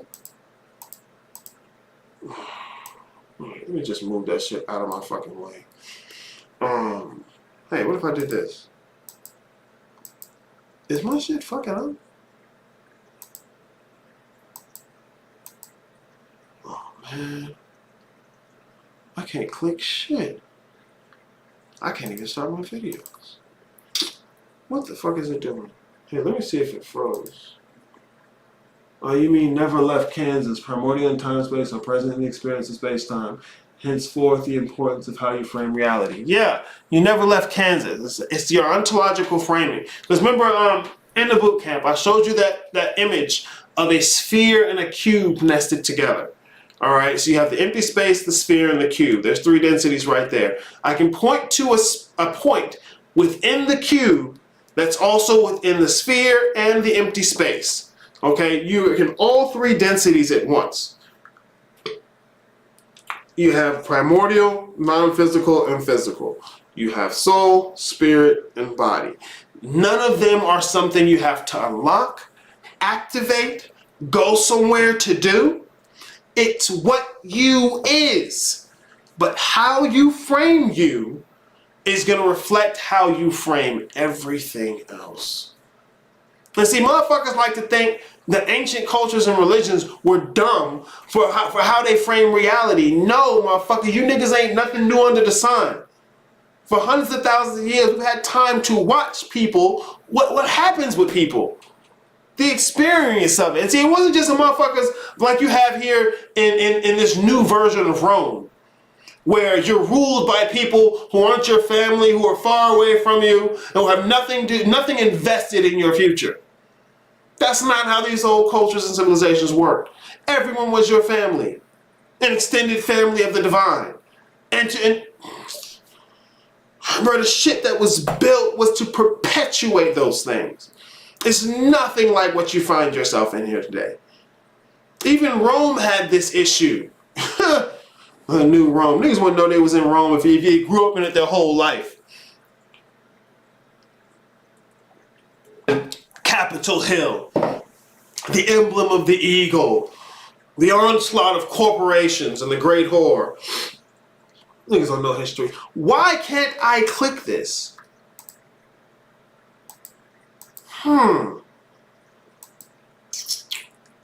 What are you doing? I don't know, man. Damn, I'm gonna be stuck on this image here. I wonder if I'm gonna have to try this, and it may fuck up the whole. Yes, different dimensions of the same thing. Yes, because dimensions are not places. They're a discussion of scope and extent of perception. Exactly. Thank you, sir.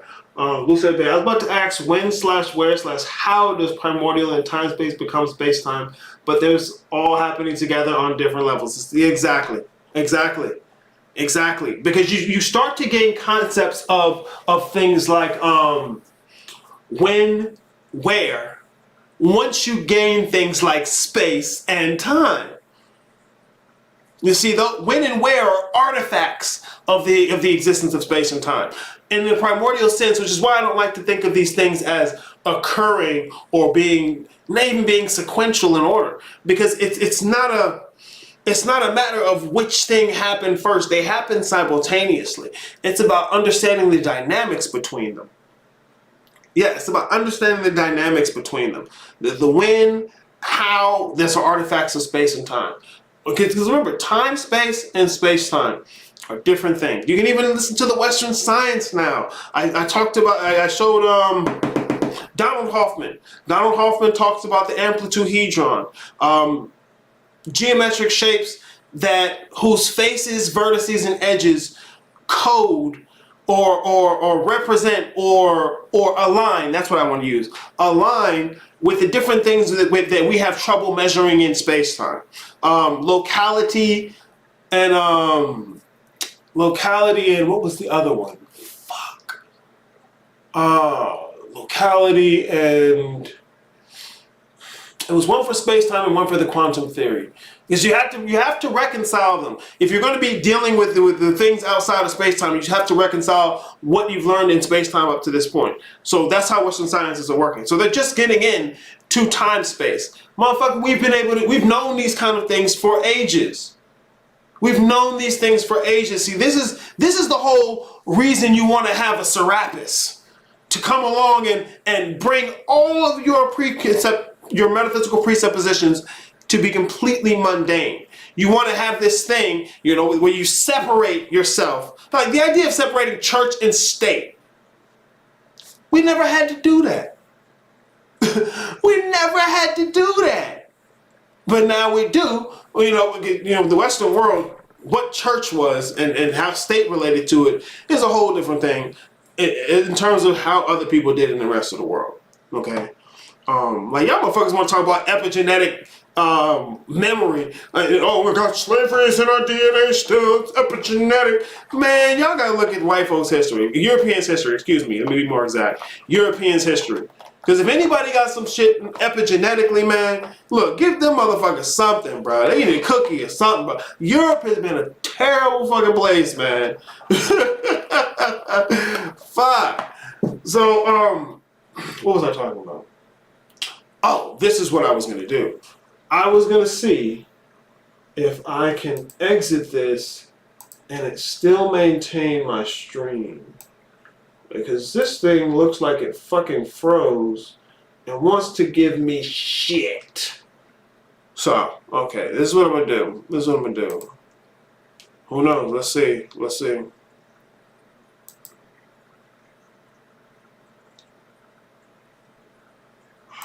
Well, if it's currently active, why can't I fucking click anything?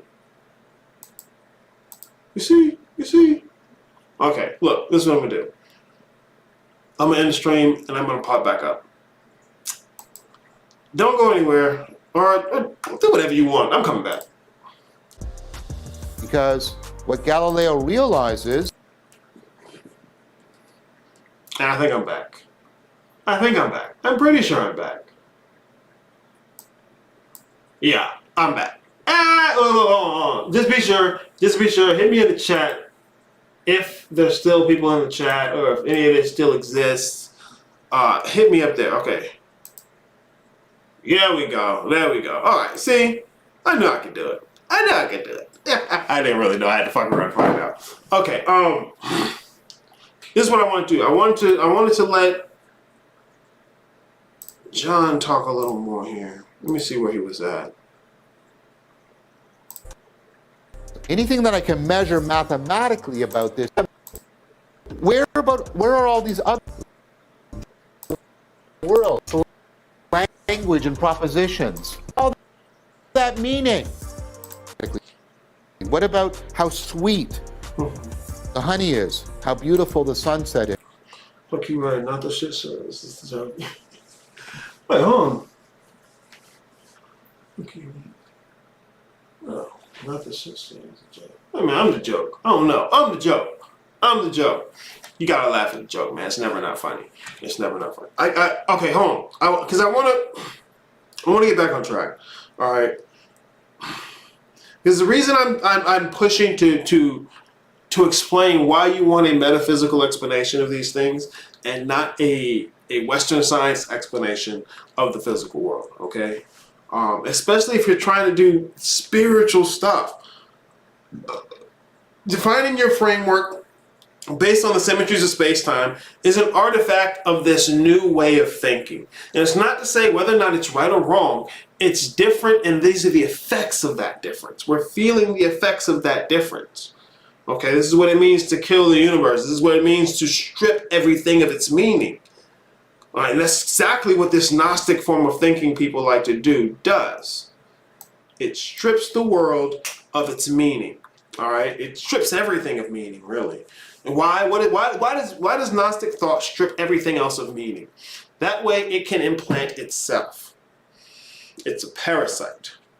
It claims to be science and philosophy and spirituality, and it's none of those things. Like if I had a leech on my neck and this nigga had a face, right? And if you can get me to shut up and this nigga's in here talking, hey, bro, really, I'm Aries. What? Really? Come on, bro. You see, I'm connected to the body. How could I not be? This nigga, he ain't really the thing. Like, what you don't get is that this nigga here, he's fake. I'm the real shit. And if you just knew the truth, see, he don't want you to know. that's fucking narcissism. It's a leech on the neck of the thing it's claiming to be. Okay, it's not new. The only benefit I would say in talking to you about narcissism is so that you can understand the range through which you can have different conceptions about things. Not to say you need to take up that conception. Did I just whistle a little bit? I sound like one of them old people. I got that shit. Oh shit, I'm old head, bro. But you know, this is why this is important and it's relevant, okay? The meaning. You have to know, you have to be engaged with how you make meaning now. Okay? This is part of the antidote to this new way of thinking that we've gone along with in terms of Western society and Western thought. Okay? Because the issue is the ontology of the Western world. It's the ontology of the Western world that is the issue. Damn, I was supposed to put this on the charger, wasn't I? Oh, piece of shit. Okay. Whatever. I'll charge it later. Who gives a fuck? Okay, here, let me let John go back some more. I want to get some of this in here. I put it to the side for a reason. How meaningful these words are. Where's all that meaning? Where's all that meaning? Well, that's non-mathematical, so it's not in the world. It must be inside that mind. Remember, we've developed the mind as this internal chamber that manipulates language and propositions. Inside there, trapped inside your mind, that's where all the meaning is. That's where all the value is. That's where all the beauty is. All of that non-mathematical stuff, that's subjective.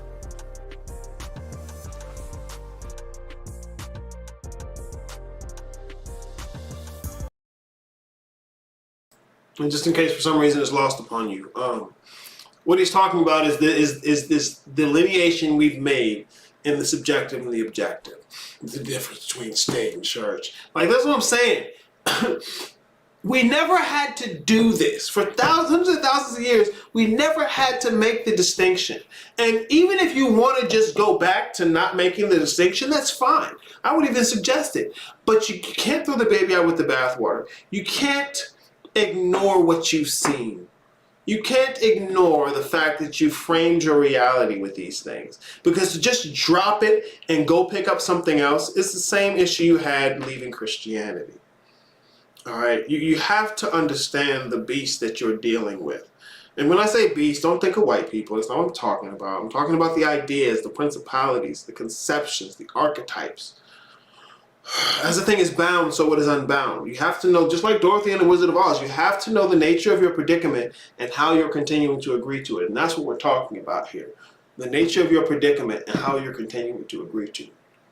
All right? So drop, please, if you talk in metaphysics, drop all the symmetries of space-time. You need to get back into making meaning, understanding how meaning works. Because if you don't, what you're going to do by default is make it about your personality. That's the nihilistic narcissism. Notice where we are already. We're disconnected from the world. We're trapped inside our heads. We've lost perspectival and participatory knowing, self-transcendence. All the meaning, all the beauty, all that was out in the world, that's all gone. It's all trapped inside of our heads.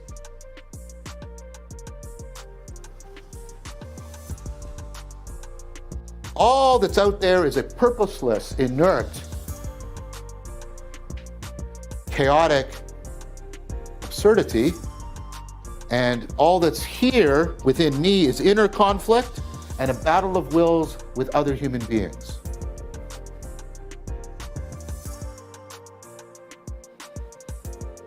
It's no wonder that many people were experiencing this as a trauma.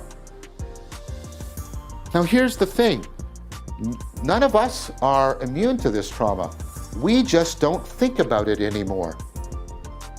Or what we do is we'll wake up at 3 a.m. in the morning, laying on our bed, and think these thoughts and realize how disconnected we are from reality, how we believe in a scientific worldview in which our meaning and purpose are self, and the objects we interact with, the tables and chairs and cars and everything of that ilk, is all ultimately not real. And all the purposes we're striving for are not real. All the meaning we're making is not real. And then fundamentally, I'm not real. You're not real.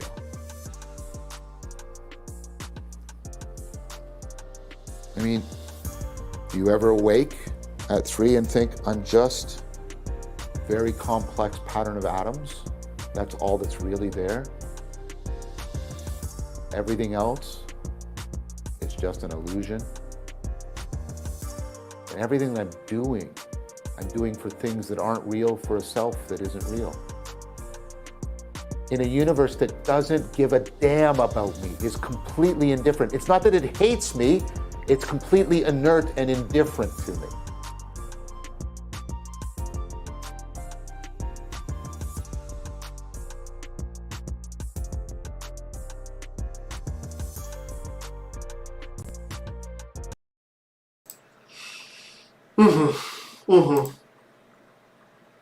It's an ontological issue. It's about where we started drawing the lines about what makes something real. And it stopped being its connection and how it's connected to reality at large. Because the presumption that became that reality at large is inherently without purpose, without motive, without drive, and it's chaos. It's just simply chaos.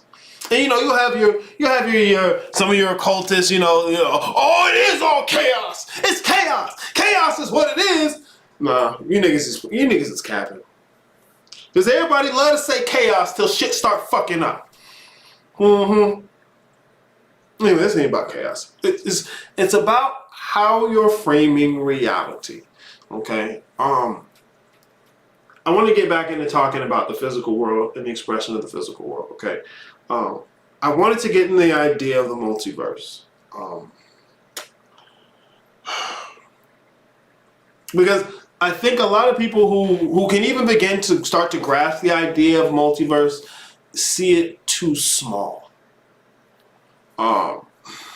Which gets them into this idea of going to different places with their physical body. And that's not what this is. So, just to start, I want to give a bit of nomenclature for how we can possibly describe and discuss this kind of thing, okay? So, a multiverse is a collection of universes. Uni means singular, multi being multiple, okay? So the multiverse contains a collection of universes, okay? We can think of one universe, if you like, as a singular space-time continuum, okay? And granted, this is theoretical. I'm giving you a map. I'm not giving you the territory. I'm giving you a map. I'm not giving you the territory. You're in the territory right now. You never leave it.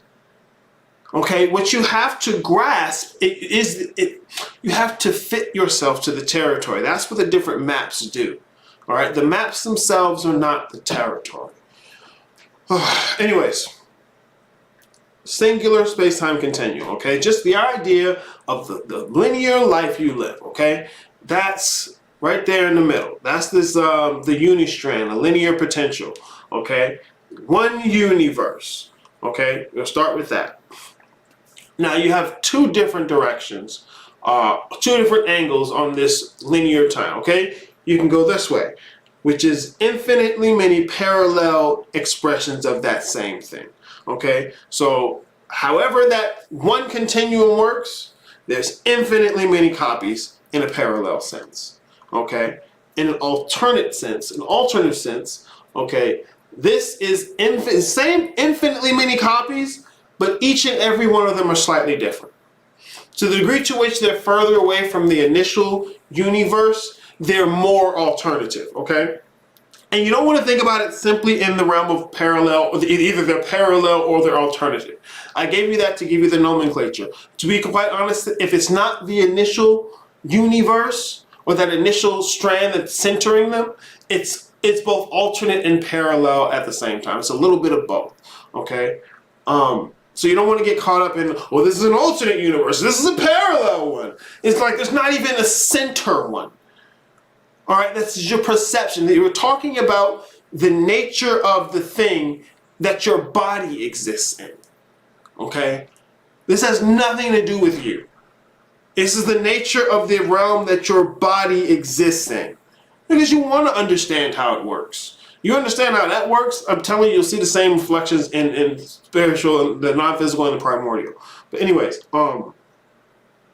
okay, yeah, so that universe, that unistrand, that singular linear potential, right?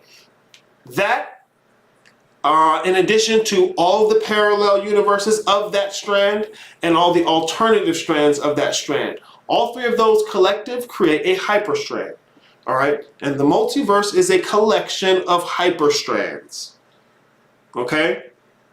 So the hyperstrand is a universe with the addition of all of its parallel and alternative universes. Once again, we're talking about densities of infinity. All right, densities of infinity. That's why I don't like the idea that every action creates a whole new universe. No, there are infinitely many copies of it already. All right, and it's not about, well, I'm gonna switch from this one to that one. Like, what would be the fucking difference? Fucking stupid. What, do you think you're gonna get a better deal? No, because everything else is gonna be different in comparison to that. Like, I'm gonna switch to a universe where I got a gun in my pocket. Well, okay, go there, but you probably end up in a place where everybody else got one too, so the reason you wanted it probably don't mean shit. Like, reason is contextual. You can see I love the movies where you have like a motherfucker who goes back in time and tries to change shit, and every single time it comes out the same way. Look, the physical world is not the game. It's not the point of reality. I mean, you got to go through it to get to the point, but it's not the point. It's not the end all be all. You know, the time you experience in physical life isn't tracking all of the cosmos. Your perception of time is relevant, relative to your how you move through space. In space-time, your perception of time is relative to how you move through space. See, everything on the planet has the same relative spatial movement because you're tracking the planet. It's like everybody who sits on a bus, when the bus moves, it doesn't feel like it's moving. So the only thing you feel is acceleration. When it speeds up or it slows down. When it's going at its regular speed, just hitting 60 miles an hour, it just feels like you're sitting there. Because what you track is acceleration and deceleration. Even on a plane, you know, plane takes off. You feel it taking off, all that acceleration gets to cruising altitude, and it's just sitting there. It feels like it's just sitting there. But it's moving hundreds of miles an hour. But it feels like it's sitting there, right? Well, I don't know if it's hundreds of miles an hour. I don't really know how fast a domestic airplane moves. I mean, you got planes that break the sound barrier. So, I mean, look, it's what you feel is acceleration and deceleration. That's what you experience. That's what you perceive. That's why you're not going to feel the planet moving, because it moves at a constant speed. If the motherfucker decided it started to accelerate or decelerate, you'd feel that. But it's not going to. It's a constant cycle. Would you say there is no ultimate map of the territory? Also, would there be a most common line of universe, or would that be based on some sense of relativity? Those are nice questions. I love that. Thank you, Lucy Bay. Yeah, I would say there is no ultimate map of the territory. I even had a clip I showed with Donald Hoffman where he's talking about, what's this guy's name? Gödel's incompleteness theorem, where any particular framework we use eventually will come to a point where there are things that the framework itself can't prove, and that you can't necessarily have a map of everything, because all the map is a representation of a thing. You know, you can look how many maps they have for whatever state you live in. There's plenty of maps, plenty of ways to map. The issue is not confusing the map with the territory. And that's the big thing. So yeah, there's infinitely many ways to map. That's why I come up with maps all the time. I'm good at it. It's fun for me. There's another map. I come up with maps all the time. But you have to be able to, there has to be an underlying territory you're mapping out. And that's what will allow your map to stay consistent. And it may not be perfect, you know. Remember how motherfuckers used to map in the old days, you know. But it's about the utility of the thing. All right. What was the other question? Also, would there be a most common line of universe? I would say the most common line is the multiverse at large. No individual strand could be considered the most common strand. The only strand that will be most common in relationship to them all is the one strand of the multiverse as a whole. No inner strand is the most stranding of the strands. You know, they're all the ones. They're all part of that one rope. Like if I had a rope right now, one of the big ropes you get from boats and shit, right? I had the rope, and you know, I looked at it like, okay, what's the most how do you say it? What's the most common line? What's the most common strand of this rope? Well, the strand that's common to all of them is the rope itself. So that's the only thing that's common to all of it. All this, it's ever shifting. None of it's permanent. That's why you have the quantum. We can see the space between those strands. That's the quantum. Okay, the space in between the strands. All right, that makes the difference between one strand and the next. That's your quantum. It's almost like the rubber insulation on the wire. Okay, it's still part of the wire, but it's not the copper. Okay. It's still part of the wire, but it's not the copper.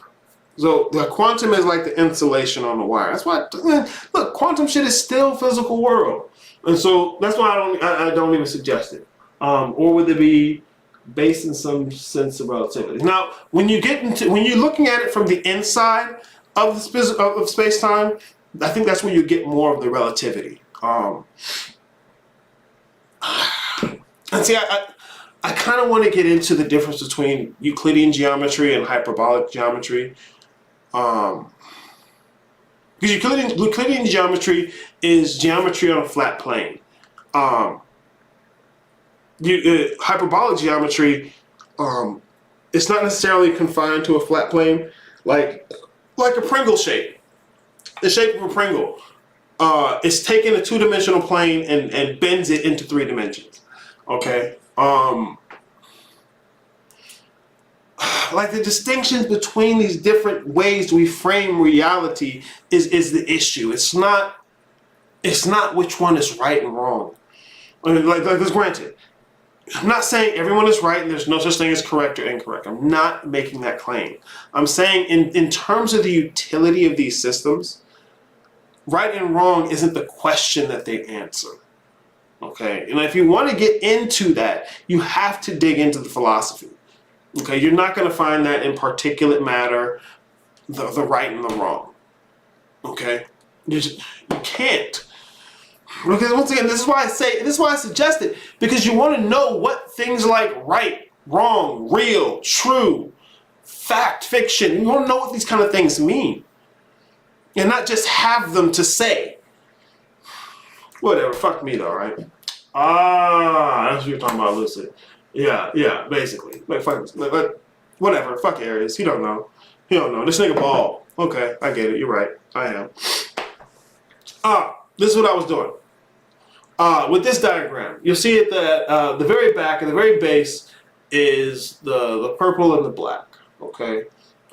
Here we're talking about 0 and 1. Because remember, you never leave 0 or 1. You never leave. It's always the background, okay? But 1 is the side of 0 and 1 that gives rise to 2 and 3. 0 does not give rise to 2 and 3. 0 gives rise to 0 and 1 have that relationship. All right, it's like you got your girl, but then you got kids from this other marriage. She ain't got nothing to do with that. And then your kid's over here too with this other marriage. Okay, 2 and 3 is a side story. It's very intimate and important. But in terms of 0 and 1, that's what you're looking at, okay, with the purple and the black. Now, the purple is what's going to give rise to the blue, all right? How? By subtracting the red. And the remainder, the residue, is red. It's the multiverse, the physical world, okay?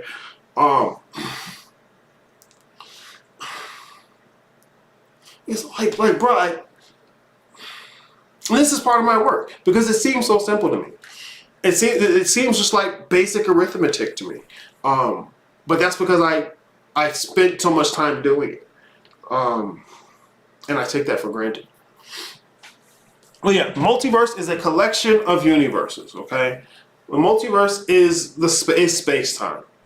Because it's space-time, it says the non-locality. Okay, you look at an atom, say for instance, or the electrons on an atom. 90% of the time, that's where they are. But that other 10% of the time, they're everywhere in existence at the same time. Okay, space-time cannot be your fundamentals of how you frame reality. They're insufficient. And anyone who doesn't see that doesn't actually understand those things. It's like the idea you were talking about with suffering before. Somebody who wants joy, happiness, and pleasure without suffering don't really understand joy, happiness, and pleasure. And so these motherfuckers who want to use melanin, DNA, your cranial nerves, your 33 vertebrae, your pineal gland, motherfuckers who are using these symmetries of space-time to describe the fundamentals of a spiritual framework don't understand those things. Dark matter, dark energy. That's the biggest example of a convenient fiction there is. That's the biggest example of a convenient fiction there is. That's literally all oh my God, they tell you. It's a filler word to describe something they don't understand. They can see the effects of it, but they don't understand the cause. And so they just give it a filler word. It's not a thing out there. God.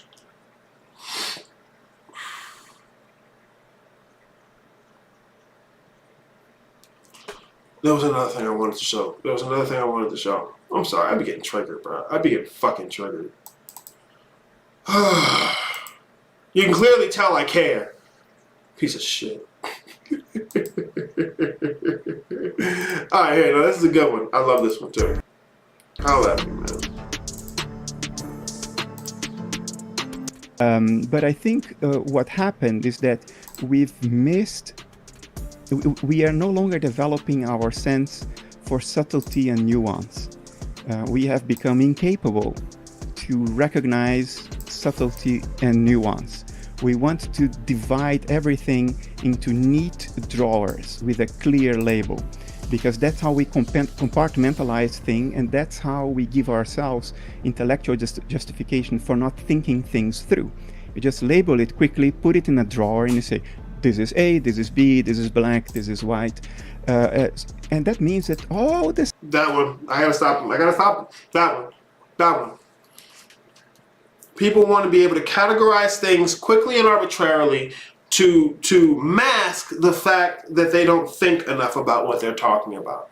The motherfuckers like to be able to talk about something without having thinking about it, so they can understand what they're saying. Like, oh, this is where you get the they, the big they. Well, they don't want you to know. They really hiding all this. They don't know it's our rise. They don't want us to rise. The government. Where you throw something in a neat category so that you can be the nigga who's able to speak on it, even though you don't necessarily know what you're talking about.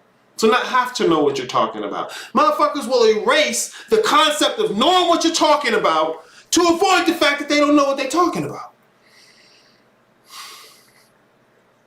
There's no such thing as expertise. Well, really, I had this conversation with my brother, and it boiled my blood. It boiled my blood. You know, it's like, he's a graphic designer. And I was explaining my predicament, with the metaphysics and shit, people in the occult. And it's like, You know, okay, bro, what if somebody, you know, did none of the training that you've done, none of the experience you did, but came up, you know, I drew something one time, I'm a graphic designer.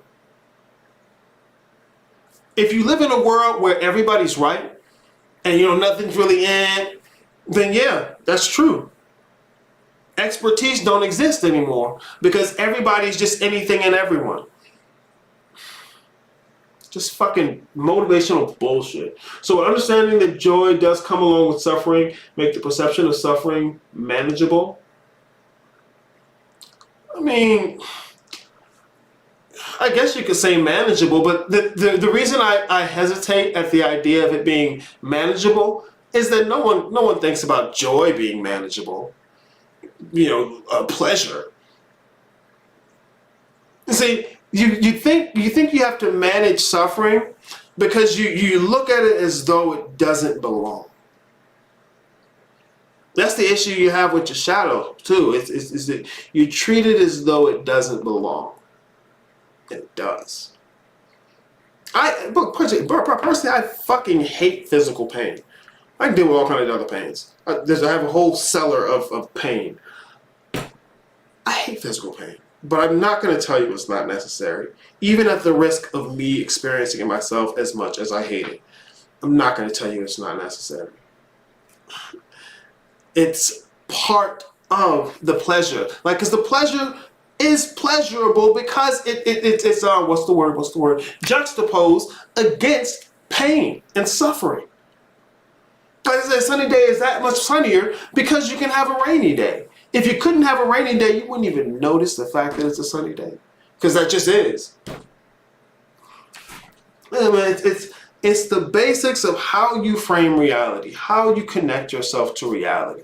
And just saying solar DNA codes ain't doing anything. What that is grasping. You're grasping at a metaphysics, a metaphysical presupposition. But the thing is, they don't actually want to examine these things.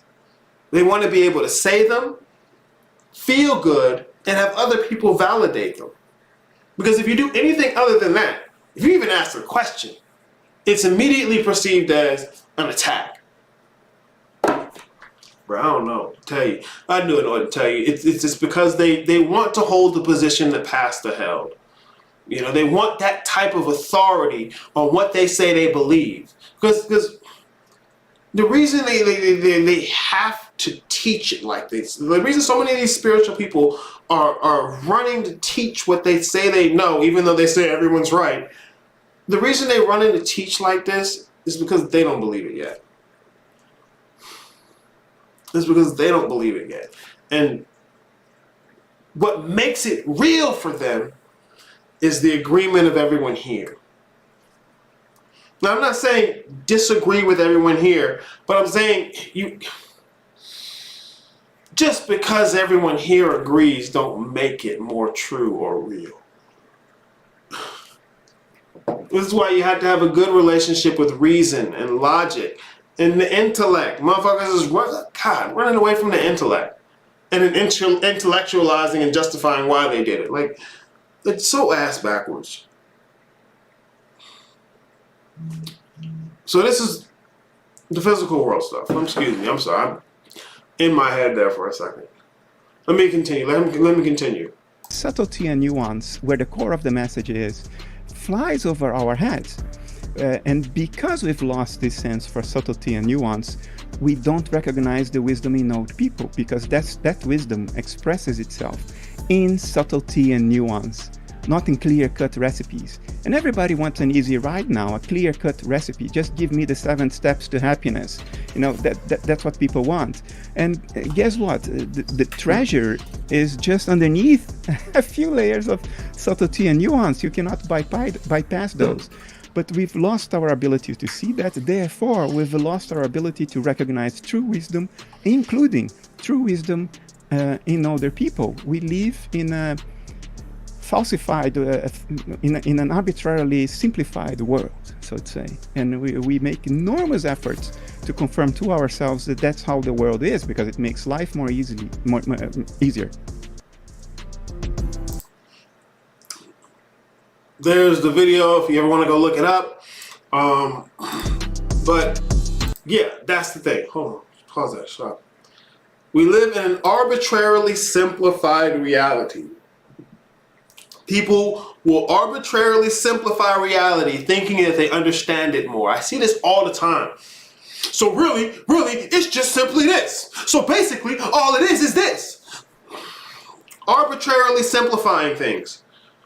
The devil's in the details. You need to be able to contend with subtlety and nuance. And because people don't know how to contend with subtlety and nuance, because people don't know how to not take things literally. Look, like that shit that's ridiculous. Like anything that's literal, they'll take it, they want to put it into a subjective sense, but then they take subjective things literally. Like it's so ass backwards. But I get it, because it's the rebellion against this inert way of thinking where the world is inert. And so they're grasping for something to try and put life and meaning back into the world around them. And look, it's not a small feat to do. You can take all the ancient religions and cultures we've had for granted, assume they're dumb, and that you can do it better because I'm me, I'm you, I'm chaos being. Ooh, once I get my anal activation, boy, I'm up here, my cranial nerves are gonna activate. Get the fuck out of here. Superhuman bullshit. Alright. That's gonna be the last video. Can I still put my image up? Yeah, I can put the image up. And I can put my window up. Okay, smooth. Hey, I can do this. I can do this since I'm not doing the... Oh, here you go. Select window. And... here it is. Here, I'll put this up there. I'll put that up there so niggas can see this. I know what I gotta do. Look, y'all. You ain't the only one who has trouble with shit. I be fucking up.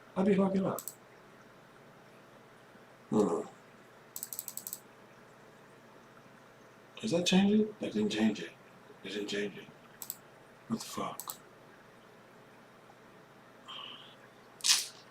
God damn it. Alright, anyway. I'm going to be reading what he said here in a second. There we go, guys. Alright.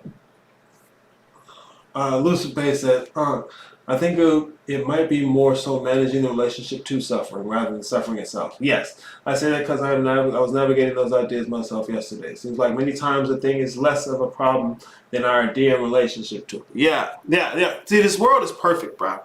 It's perfect. Hold on. I gotta make this smaller so I can be seen. Because it's about me. It's a damn shame y'all have to see this meat bag to think of me. My bad, y'all. I'm gonna come etherically next time. This place is perfect, man. It's your relationship to the thing. It's how you're looking at it. And the biggest poison out of all this shit is human. See, human isn't Homo sapien. Homo sapien is a category. But it's a bunch of science category describing things. It's not a bad thing. But human is an idea we overlay on top of that physical reality. It comes with a lot of agreements, presumptions, metaphysical presuppositions. That's why I say, you leave Christianity, Islam, Judaism, whatever the fuck you say you want to leave, you're going to fall right into human. It's the default now. Human ain't ancient concept. That's some new shit, bro. That's some new shit. It brings with it the implicit disconnect from the divine. You want to talk programming, the premises of thinking in all the movies and television you watch is human. I don't care what chakra color it is or what they did to the black man, woman. I gotta hear. It's human. We're having a human experience. I'm a spiritual being having a human experience. Okay, you invoke humanity you want to. That's your choice. Chasing feelings, mistaking information for skill and pleasure for happiness. Yeah, like I said, bro, a lot of times motherfuckers think just exposing themselves to information is the same thing as learning. And so they go through, listen to something one time, like, I got that. Or go through, be able to repeat what that person said, and now in their head, that means they know it. No, you know the phrase. You know the phrase. That's the semantic proposition. That's one level of knowing. We talked about, I gotta pull it up now. There are different types of knowing. There are different types of knowing with their different types of memory associated with them. What episode was I talking about that? Make an ugly face. Man, I'll be ugly as hell some days. Fuck you somehow. Why don't I have anything in those folders? Was it really that long ago that I was talking about this? I was talking about this shit that long ago. Fuck you talking about. Here. Different types of knowing. Let me put that in front of this. Boom. Look, different types of knowing, okay? When I say propositional semantic knowing, that's being able to say, your kundalini rises through the 33 vertebrae of your chakra to activate the cranial nerves resting above your pineal gland, and that opens up the 144 chakras on your pineal gland. That's bullshit, by the way. But it's propositional. It's semantic. All I did was repeat a statement. Okay? That's what most people are doing. And that's what most people are convinced that it means to know. This is part of the change in thinking that I'm talking about this whole time. Okay? It's the change in thinking to this inner thing as opposed to something that's connected to the larger cosmic narrative. All right? And so when you become this inner thing, but what we now consider knowledge is having propositions. And so anybody who has the perfect proposition, well, you can understand the coherence in the language in someone's proposition. That's considered to be knowing. But there are different kinds of knowing, and I think the one that most of you motherfuckers are looking for is right down here. Right down here. It's participatory knowing. All right, and the type of memory is what we call the self or ego. See, ego. Most people confuse ego with pride, their personal pride. Ego's not doing something to you. It's doing for you. It makes you. Fuck you mean. Without ego, there is no you. So it's not the thing that's making you do bad things. Fuck you mean. Procedural knowing. What it means to know how to do things. Like I know how to tie my shoe or know how to make coffee. I may not know how to explain it semantically or propositionally. I may not be able to explain it propositionally with semantics. Semantically with propositions. That's the way it's, okay, that's how it's supposed to. I may not be able to explain it with semantics propositionally, but I can do it procedurally. I know how to do it. Okay? That's another type of knowing. You got your perspectival knowing. What's it like to be that? What's it like to be a big brother? What's it like to be a father? What's it like to be in this room? Those you're going to have episodic forms of memory, which are going to really be tied into some type of a narrative. Because an episode is a slice of a narrative. And then the participatory, the self. This is what this is the resulting memory of this is the collection of the things we call ourself. All right, most people only have that reduced to the body and personality, but either way, it's what it does, okay? And that's, you understand or you know those things based in participating. Okay, so there's different types of knowing, and just having a semantic proposition that you heard somebody else say, or exposing yourself to somebody saying a bunch of sentences that sound spirity, isn't knowing. It isn't learning. But everybody's always right, so whatever the fuck, right? What the hell? What did Uncle Shield say? Yes, thank you for clarifying my question in relationship to suffering. Yeah, it's your relationship to all this stuff, right? This is why I say it. What is you? Because whatever the answer to that is, that's the center of all the shit you do. It's the center of all the shit you do, more especially in the present time where most people are overcome with nihilistic narcissism. Nihilistic meaning they don't see any meaning in the world, mostly because they stripped it out based on how they frame the world, their ontology. But since there's no meaning in the world around you, where does that meaning have to be left? In whatever you is. It goes all into the self. This is why people love to do higher self and lower self, which is just God and the devil again with new names. Because this is why I say that. Because if you have a higher and a lower self now, what is the self? It's the same thing it always was. Well, see, what you've done was change what you think and not how you think. And that's what you need to be changing, is how you think. But you can only change it if you examine it. All right? You need to be thinking about your thinking. Thinking about your thinking. Philosophy of mind. Philosophy of language are two I always suggest. We frame our thinking in language. And words are the bricks of that framing. You have to look at it. The English language is deeply connected to Western occultism, Christianity, and no, I don't want to go that far.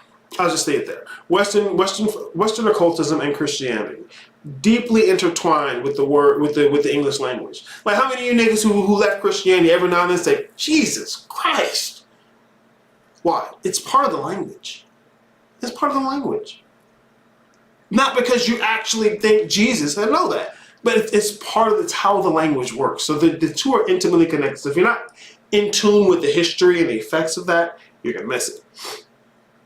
What else did I want to throw in here for you guys today? Because I got my dumb ass all over the fucking place. I had things I thought I wanted to do, and there it goes. Just fuck this nigga and the things he's thinking. What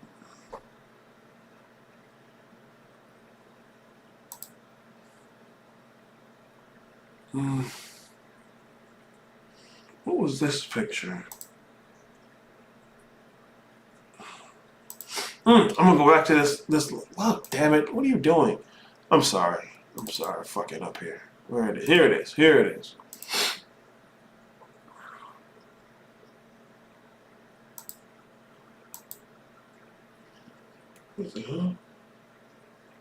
Lord have mercy. Look, perfect example, bruh. Yeah. Yo, this image is fucking up. Oh, here we go. Let's do this.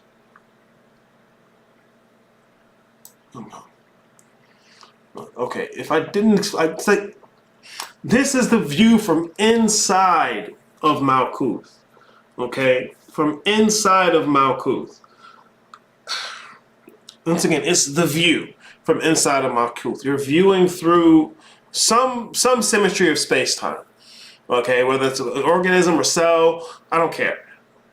Through looking into Malkuth, you're going to see that perspective encapsulated in the world it exists in. Okay? It's not, you don't want to frame all of reality based on the things you find in the physical world, or especially not the fucking symmetries of space-time. Okay? You want to get into breaking down what you think these things mean and why you think they mean what they mean. And if you're using how you feel to determine whether or not you understand this, you don't. Period. I had a man. Look, I'm about to start. Oh my God. I had this nigga. See, I'm not going to say his name. I'll be nice. I'll be nicer than I usually would. I'm not going to say his name. I've been working this motherfucker for a few years now. I know you don't be on the work. I know you don't, because he gets too caught up in showing off in his Instagram stories, you know, dropping little hints and pointing out how dead niggas is dead. You know, these fucking humans, can't stand them. He had the audacity, while he's having an issue, had the audacity, look me in the face, and be like, Aries, I get all this, bruh, but had to cut him off. So you get all this. No, you don't. Otherwise, you wouldn't be having the issue you having. How dare you, on your feelings, based off the intel from your feelings, gonna tell me you get all this shit? Fuck you. How dare you? That's what most of these niggas' problem is. They'll do the whole, oh, I get all this. I get everything you're saying. But no. Because if you got all of it, there wouldn't be a but. So if you take the time to say, hey, you know, maybe I don't get everything, and then with this, but it's like if you put together a shelf, right? And they send you all the pieces. They send you the exact amount of pieces, and you got pieces left, and you're telling yourself, well, I put the shelf together, but I don't know where these other pieces go. That's because you didn't put the shelf together. It could all be so simple, but most people are here in the spiritual stuff to feel good, to be motivated, to get the community and support. That's what they had in Christianity. That's what they had in religion, and they miss it. And it's okay to miss it. Those things feel good. We're part animal. Homo sapien needs shit like that. It needs community. It's a social creature. I don't know. Maybe I'm the dick. I probably am. It's probably me. I could look this up, but I'm going to ask Aries. Hey, Aries, why is the left-hand path sometimes called the path of severity? It's left and right is usually what you're going to get that from. It's describing the paths are defining each other, the left and the right. I don't even like the middle path. Plenty niggas love the middle path because they want to make a choice. It's only severity in terms of being juxtaposed against the right-hand path. So it's basically based on the perspective. But because usually the right-hand path is going to go for not necessarily simply conformity, but convention. There we go, convention. And the left-hand path is usually unconventional. But see, you'll see a lot of motherfuckers out here who claim left-hand path, and they're only unconventional in a conventional sense. They're unconventional in a conventional sense. I don't fuck with no angels and Jesus. I do demons. Unconventional in a conventional sense. Because you ask those people, they're still breaking down to the same morality and basic ideas of humanity, just with a spooky tinge. Okay? They're unconventional in a conventional way. To actually be on a left-hand path and not leftish, you're going to go against all convention, which is going to include your body and person, or framing the world based on your body, personality, and humanity. It could all be so simple. So yeah, man, it's basically juxtaposing it against the right-hand path. That bit about how the ego does shit for you, because I get so triggered when people talk about that ego does shit and that whole ego narrative. Yeah, it's they need something to frame the idea of what they took the devil away from. They just changed what they think and not how they think. And you know, once again, like I said, most people are in this for motivation and to try and have a new wish fulfillment technique.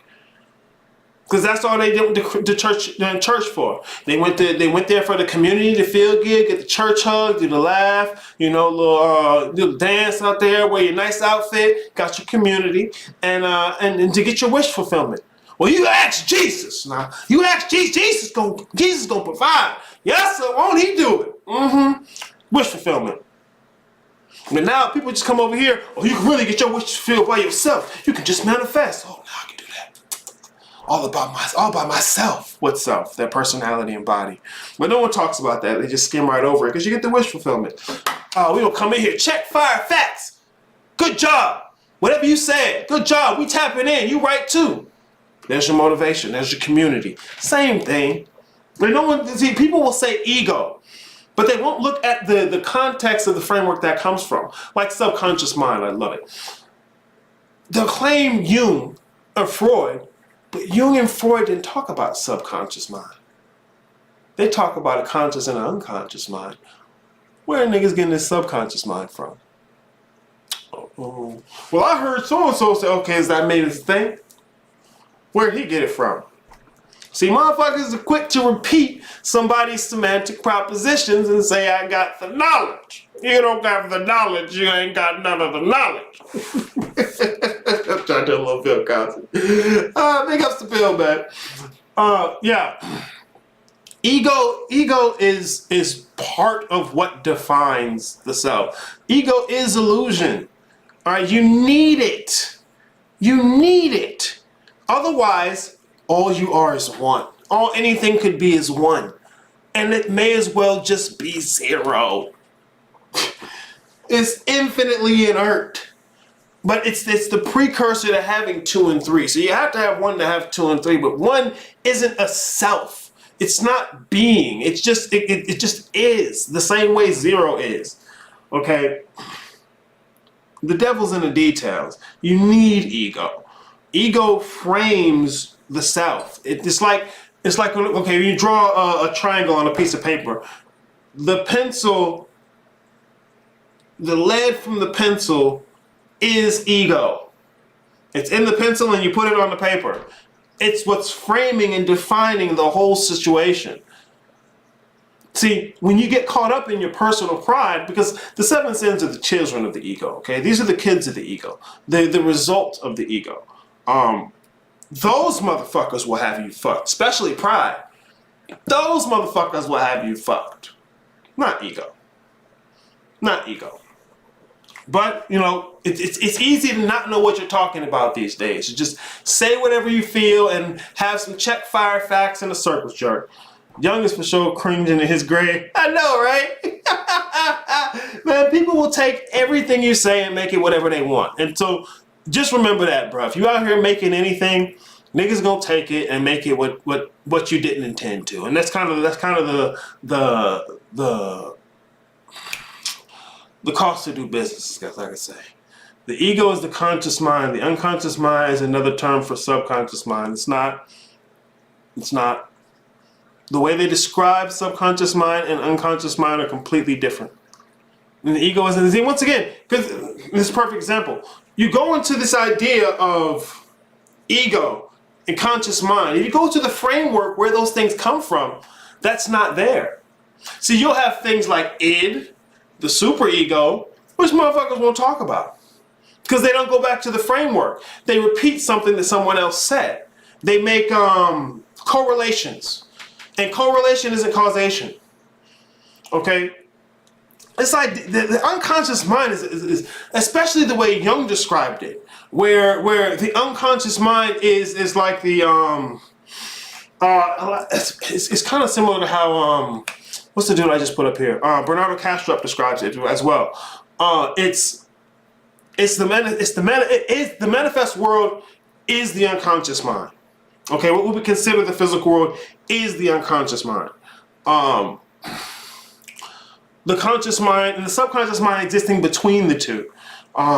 If there is any. That's also the thing, because most of the subconscious mind stuff is brain function.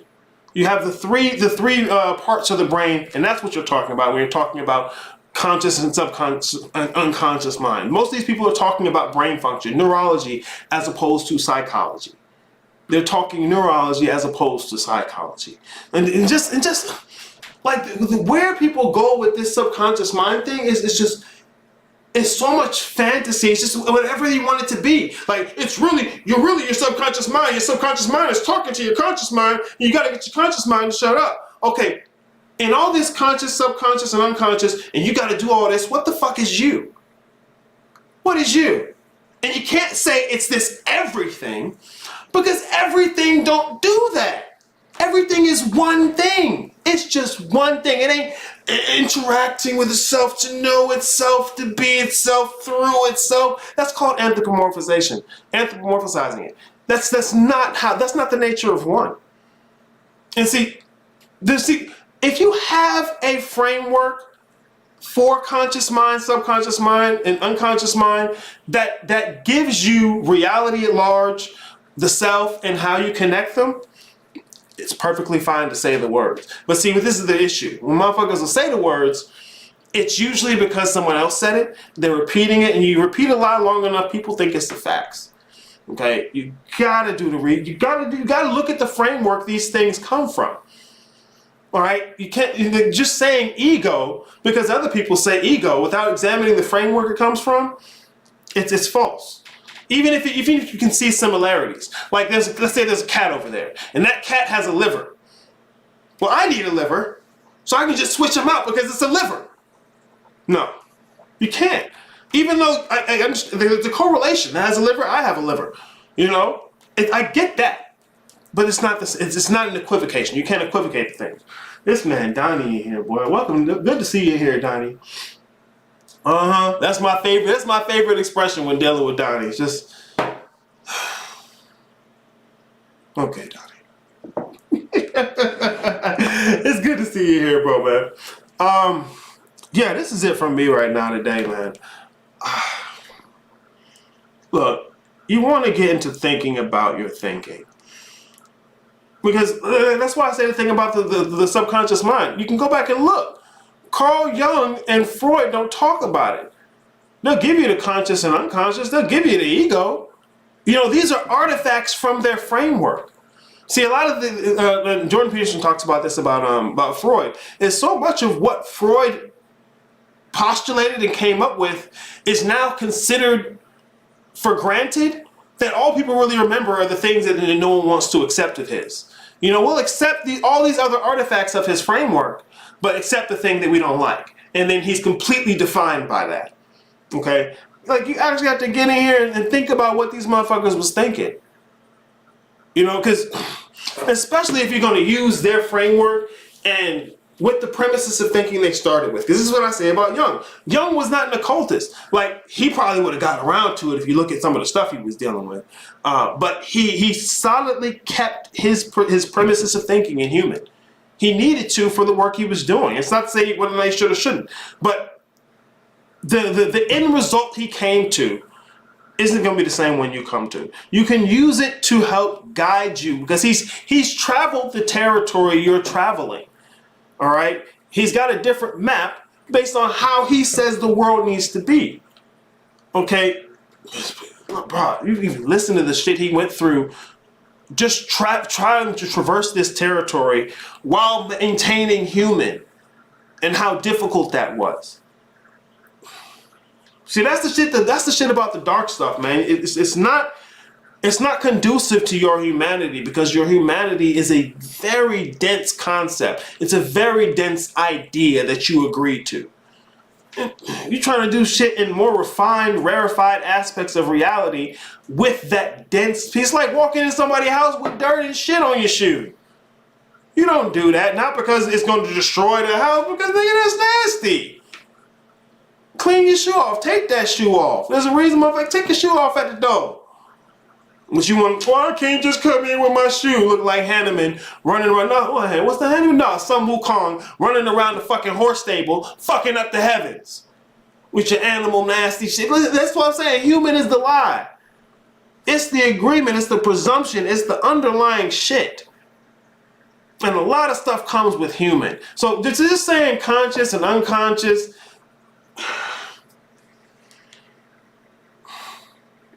Okay, let's say, for instance, let's say we accept conscious mind, unconscious mind, and subconscious mind. Okay, cool. What is mind? What does that leave mind being? It's like the whole thing where people shift to higher self and lower self without examining what self is. Okay, because a lot of people, what are you going to reduce mind to? Most of them will reduce it down to brain function. Or something the brain does. It's a piece of fucking meat. It's a piece of fucking meat. It rots away like everything. It's not the premises of any of this shit. So your pineal gland, it's a piece of meat. What's a little bit of calcium on a piece of meat, and so it's going to stop the thing that you are? I mean, I'm all this, right? It's backwards. You're looking at reality 180 degrees backwards. And that's what it comes along with this. The third dimension is physical world, because that means they're going to start their premises in the physical. They're going to make the fundamentals of their framework space-time symmetries. Why? Because they're looking at it 180 degrees backwards. They're starting their premises of thinking in the physical world. There are plenty of occultists out here who are making these same mistakes because they're not up on I won't even say the latest information, bro. The fact that the symmetries of space-time are not fundamentals has been publicly available for at least 40 to 60 years. But see, don't none of these niggas do the research. They grab what they want, what resonates with them, what they like, and then run away with the rest.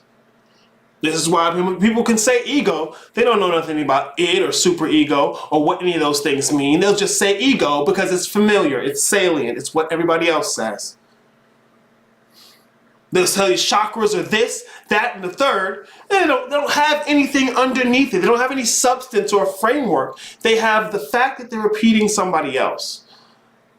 Organic machines, biological robotoids, more than meat. Biological robotoids.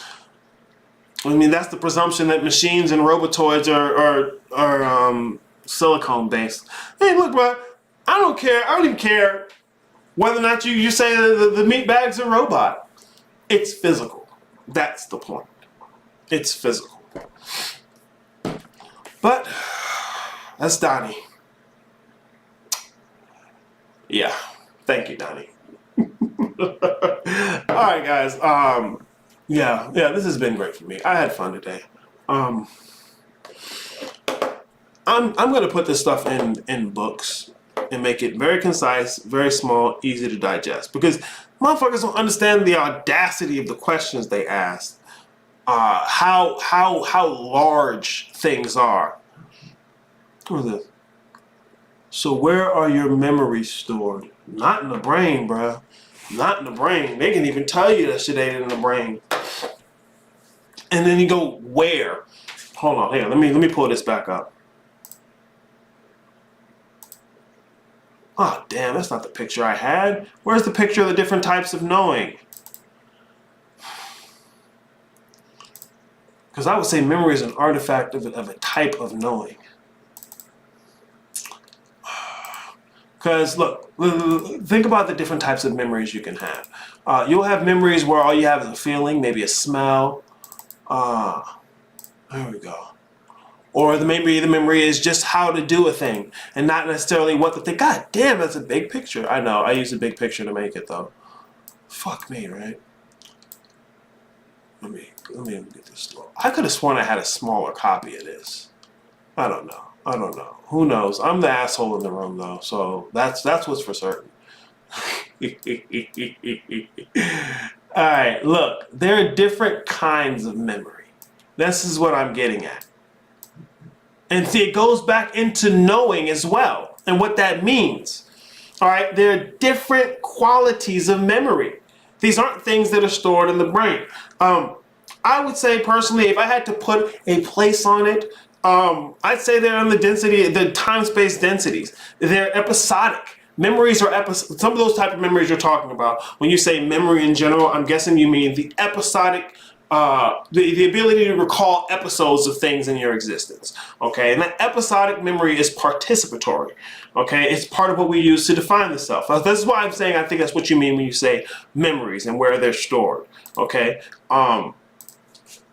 They're not physical world things. You can't open the brain and find them. People don't know how, because the brain is an antenna. It's picking things up. Okay. It isn't an issue of space. It's like saying you're playing Super Mario, right? And you open up the save file, and you're like, okay, where in the game is the memory of what I was doing? And it's not in the game. It's in you. You remember what you were doing, and that's what continues the game. Okay? It's not even a thing that's in the physical world. Traumatic suppressed memories. Traumatic suppressed memories. Hold on, we'll come back to that because I think you might be talking about something here. So, nigga, where do you start to get a solid foundation to what the fuck is going on here? What is you? I say it all the time. All the fucking time. What is you? That can be a question or a statement. Look, and if you hear that and you think to yourself, damn, I don't really know what that means. How about you look it up? Look up each of the words. Because motherfuckers hear words that they hear commonly and think they know. That's the biggest issue motherfuckers have, is thinking I know what's going on already. Thinking I have enough information to even begin. I'm so serious you niggas have no idea. Look up what is you. 3 words. Real simple. Just look them up. Look them up. Like when you look up a word, don't just read the definition and say, I think I understand what those words mean. Dig in. Lean into it. Bro, I'm so serious. It's not even this difficult, but it's subtle. It's subtle. The darkness is subtle. That's what motherfuckers don't get. They love to conflate it with shadow, which is in a dual relationship with light, because all shadows are cast in the light. The darkness is the predecessor. It is subtle. It is subtle. It's not this overt stuff that people love to think it is, because people are looking for a category to fit things in. That's why shit don't work right. Shit, the Akashic records. The Akashic records are one way of saying, of describing something. Like these non-physical things don't exist in the same spatial way that particulate matter does. Okay, this is part of the reason you don't find memories in the brain. You want to be able to make the distinction, because once again, we didn't always think like this. And so since we're coming from the result in Western science or the Western world of thinking about the world this way, you have to learn how to turn it back inside out. Not to say throw the baby out with the bathwater, because Western science has plenty of good things it can tell you. Okay, traumatic suppressed memories. I'm not sure where you're going with that. That just sounds like a statement. But I think traumatic suppressed memories are, because okay, people usually say about the subconscious mind is it's where you collect traumatic suppressed memories, right? Okay. And this is the interesting thing. If that's the case, and what you are is your subconscious mind, all of that only tracks your physical life. Traumatic suppressed memories. From what? Your physical life. This is what I'm saying. That the subconscious mind, especially explained in this framework, it only tracks physical life. It only tracks human personality. These are all artifacts of their personality. Like, it's the premises of thinking that's the issue. Okay? It's the premises of thinking. You can go potentially make a framework with that, but you have to examine your premises of thinking on it. Because first of all, ain't nobody out here but a few occultists really talking about subconscious mind unless they're talking about brain function.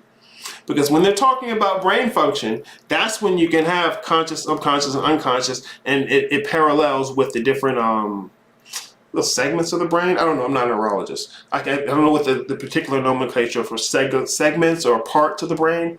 I don't know. But look, the physical brain is meat. All right. What you is not your body or your personality, unless you agreed to it. This place is not a prison. There's nothing keeping you here. All right. Dorothy never left Kansas, and it wasn't the motherfuckers on the yellow brick road keeping her there. There was nothing about the land of Oz that was keeping her there. Why? She wasn't there to start with. It could all be so simple, but what is you? What is you? It's like when Morpheus took Neo into the Matrix that first time, and they was fighting his little kung fu, and Neo was getting his ass beat. He's like, Neo, do you think that's air you're breathing? Where do you think you are?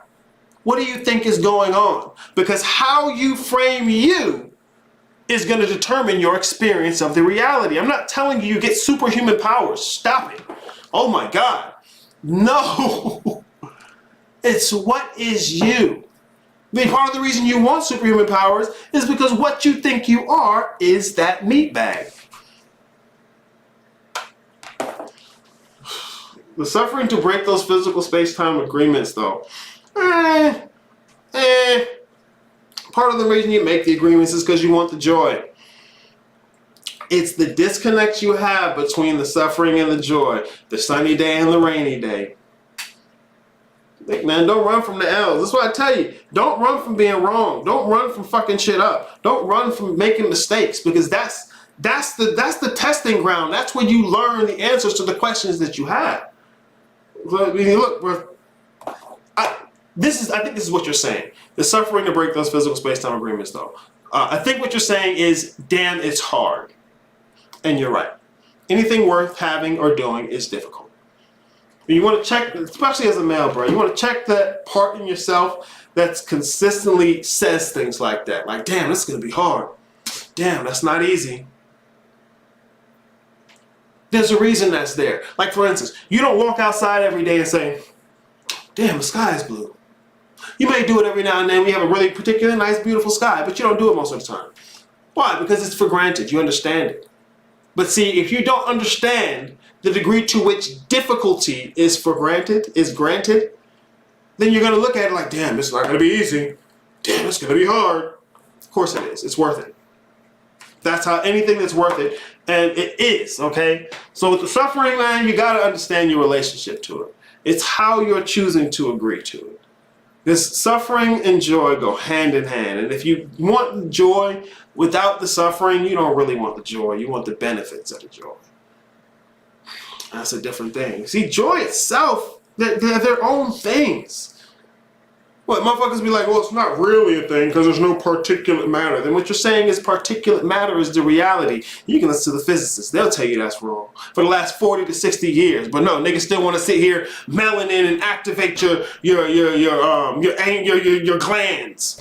Like, fuck that shit. It's so dumb. It's not spiritual. What you think about the concept that consciousness has to have a physical correlate? I think that's bringing it back to a materialism if you believe it has to have a physical correlate. Yes. Yeah, if you think consciousness, or I hate the word consciousness, I really do. But if you think consciousness is contingent on physical structure, then that's materialism. Yeah, it's materialism. And materialism has a lot of problems with the... There's something I want to say here. Okay.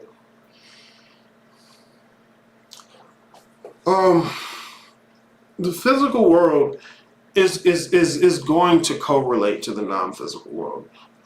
That's not an issue. But correlation isn't causation, and you have to remember this. Like here's a good example of what I mean when I say correlation is not causation. Let's say there's a huge car pileup on the expressway. Devastating. 50 cars. Fire, blood, guts, crying women, babies, and shit. It's awful, right? And a motherfucker comes along like, I want to research this thing.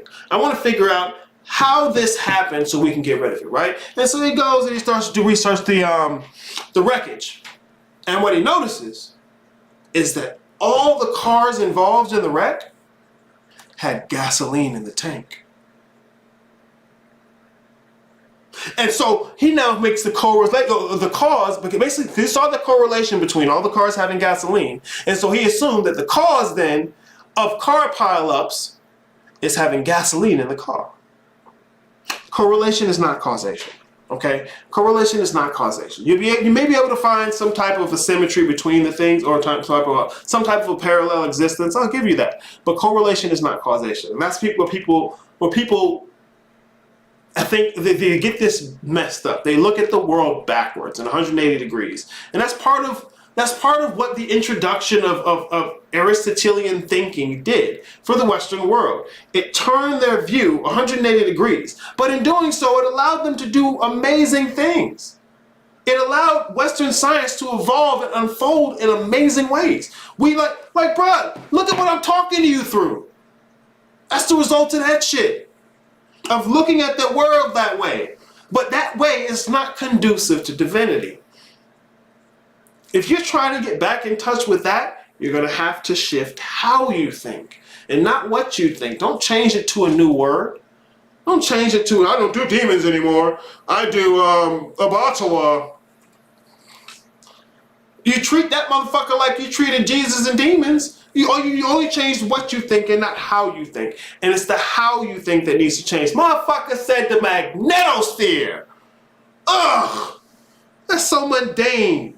The magnetosphere is the thing. You gotta be fucking kidding me. Back to sprinkle of calcium on a pineal gland. Or some gland in the body, in the fucking meat bag. Missed it. You missed the subtlety. And so it flies over people's heads and they just repeat the same thing they've heard other people say. Like fucking subconscious mind, melanin, chakras, and 5D. Fuck out of here. Yeah, I was listening to my consultation yesterday. That perception of not looking at it as something to do. It's the attitude. Yeah, the issue you're having isn't a new thing you need to go do. You need to unlock and to get this book. I'll sell you books, bro. I'm telling you. The thing you're looking for ain't in them. I'll sell it to you because I have no problem taking your money. The books have some good information. They're great guides. But they're not the thing you're looking for. And so if you think it's the thing, you'll confuse the territory and the map. Okay? Yeah, it's not a new doing you have to get into. It's a change in being. What is you? Your premises of thinking. How you're framing reality. It's not so simple as to just pick up the words your favorite occultist says. I don't care how much you listen to me and say non-physical conception of self. That don't mean you get it. It means you get how to say the word I said. So just somebody saying subconscious mind, I see so many of them. Just them saying subconscious mind don't mean they understand any of it. And as soon as you start to examine their framework that they're using, you find it's just a collection of scattered information meshed together in a way that they feel is good, which is the same thing Christians do with the Bible. They go through, pick out the things they like, mesh it together based on how they feel. I'm Christian. Same thing. See, it's because you didn't change how you think. You changed what you think. And it's just the appearance of it for the most part. It's the attitude. It's your premises of thinking, bro. See, attitude, man, I think I taste feelings in that. It's your premises of thinking. It's your premises of thinking. No, Vera, you gotta talk to my man Elia, bro, about his latest experience, man. Telling you. Anyways, okay, guys, I gotta stop. I'm out of here. I'm getting out of here. Thank you for allowing me to have my way with your Monday morning. Next time you can send your girl. Was it funny? Okay, it's all right. That's all right. I can't get them all. Can't get them all. Take that out. Anyways, I appreciate you. If you're in Atlanta, July 7th, we got Magic Market coming up. I know you've seen the images. If you haven't checked out the free ebook, check it out. Please give me the smoke. Very easy to read, very quick. But I think it'll give you a good idea of what left-hand path, right-hand path, and middle path is. Because there's a lot of motherfuckers who claim left-hand path who aren't. I'll give them that they're left-ish comparison to dead niggas, but if you're comparing yourself to dead motherfuckers, if you're comparing yourself to people who don't do what you do, you don't have an accurate measurement. Like if you're a swimmer and you compare your swimming skill to motherfuckers who don't swim, you're trash. You're gonna remain trash. You have to compare yourself to motherfuckers who do what you do. Isn't that what an occult scientist does? Take and use whatever works. But by what measure are you determining what works? Your personality. The idea of yourself as that. See, that's what I'm saying. It's not don't take what works. Because how do you have, what mechanism are you determine what works? Like I talked to a dude on Instagram yesterday. He was saying, he goes from place to place and takes the best of what's there and leaves whatever else is there. Okay. I'm not going to question your strategy. Like I said, I'm not going to question your strategy. But by what mechanism are you determining what's best? Where does that come from? That didn't just exist in a vacuum. Because if everybody had that, we wouldn't even have to make the choice. Everybody already know. But the thing is, you have to come into a place knowing you don't know. And if that's the case, how would you know which thing is the thing to pick up? You've skimmed over what is you and jumped right into, okay, well, if it feels good, this must be the thing. If it works. Because I mean, what does it mean to be work to be? It could mean I get what I want from my physical world. And that's what works. And then once again, you've reduced it to wish fulfillment. Parlor tricks. Because you've made it about results in the physical world. And you can most certainly get results in the physical world. I'm not telling you can't. But I'm saying that's not the point. It's like you can dig a pit with a spoon, but it doesn't necessarily make that the point of the spoon. What works to master self in the universe? There we go. You're getting closer. Still, what is you? What is self? To master self and the universe. You invoke two different things there. I love it. See, this is the place where I run. This is my kind of water, sir. What is you? This is why I'm saying it all the time, because if not, the default is the body and the personality, or some confundeled, ridiculous collection of spirity words that don't necessarily mean anything because they're not connected to a framework. So I can say, look, like you can say, well, what is you? Well, really, it's the Kundalini chaos being of the melanin Sirius B. Okay, now I have an answer. Okay, see, and this is why the idea of what is you isn't about what answer you choose. It's about how does that answer function. How does that fit into the ontology and epistemology of the rest of your metaphysics? Because this is what happens when you grab a bunch of different fragmented pieces, is that the only thing they fit to is your personality. They don't have an inherent coherence. That's what you would have gotten from an entire pantheon. See, some people will try to take something here, something here, something here, something here, and what that's mapping against, what that's lining up against, is their personality. And so they're not actually examining reality beyond what they say works, what they resonate with. And you have to explore that first. You have to explore the mechanism by which you determine something. I'm not saying you can't do it. I'm not saying nothing resonates with you, and I'm not saying nothing can work. I'm saying most certainly I agree that those can be the case. But how do you make the determination? The answer to that is what is you. Whatever the fuck you answer that is, that's how you made the determination. So to just say mastery of self, well, what the fuck is self? See, that's what we talk about on the left-hand path. That's the issue on the left-hand path. I would say that's the issue, the distinguishing issue between all the different paths, right, middle, and left, is the issue of what is self. Okay, because it's easy to say self-knowledge, you know, you start picking up a different, like you get something from here, something from here, something from here. Oh, it's all about you. It's all self. Really, all this is talking about things inside of you. Okay, those are easy things to say. That's the thing everyone says. But what is you? What are you invoking with this you? What does it mean? And how does it fit with the other ideas you presume? The other ideas you'll claim? Okay, that's what I mean. So like I said, chaos being melanin kundalini vibrator. Dude, that sounds like a really good sex toy for somebody. Get this for your empress and her yoni. Oh shit! So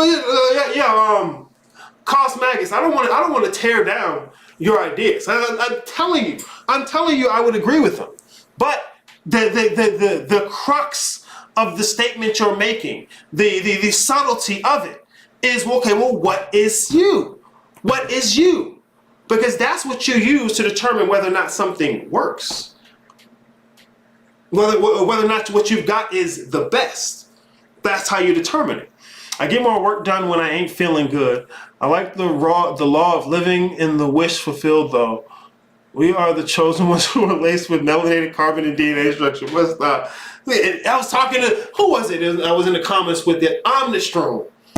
I was in the comments with Omnistrong. They was talking about how, the chosen have to stop trying to wake up the dead. And I'm sitting there thinking, that's how he put it in the comments. I'm like, okay, who chooses? Who's chosen? Who's choosing the chosen? Because that sounds like Jesus again. That sounds like the same Christian shit again.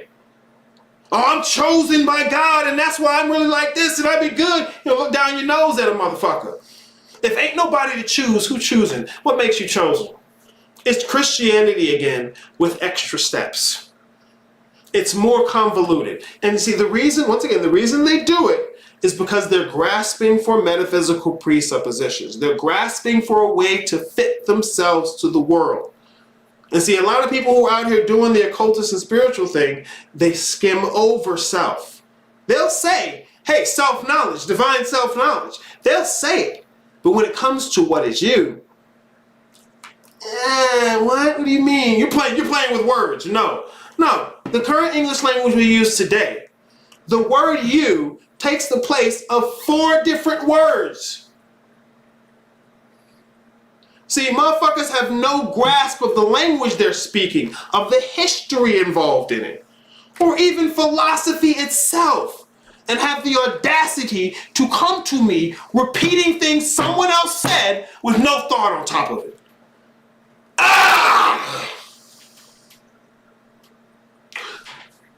I think anyone who's built something, anyone who's worked at something in life, I think you can understand my frustration. I'm not mad at the person for being what they are, because they should be. That's what everyone's where they're supposed to be all the time, even me. So I'm not mad at that.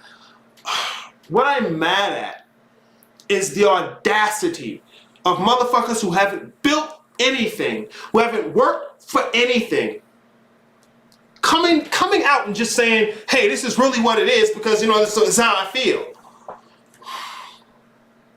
It's fucking kids. Like, if you ever built something and somebody comes along, does no work, and claims to be you,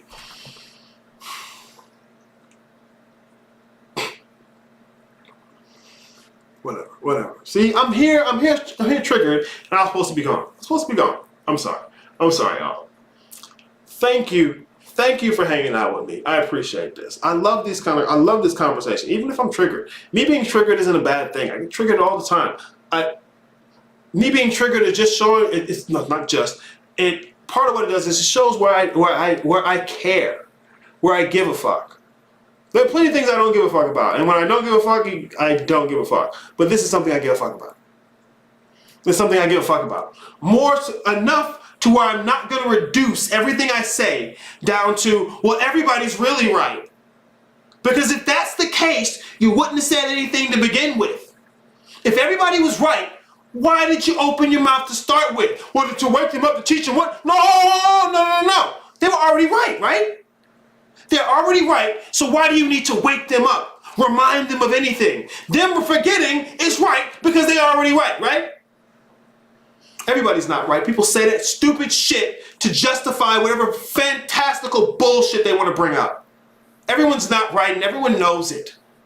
But you'll agree to that stupid participation trophy shit so you don't have to contend with the fact that the shit you say is incoherent. Fuck! Spilling my shit. I'm out of here, man. God damn it.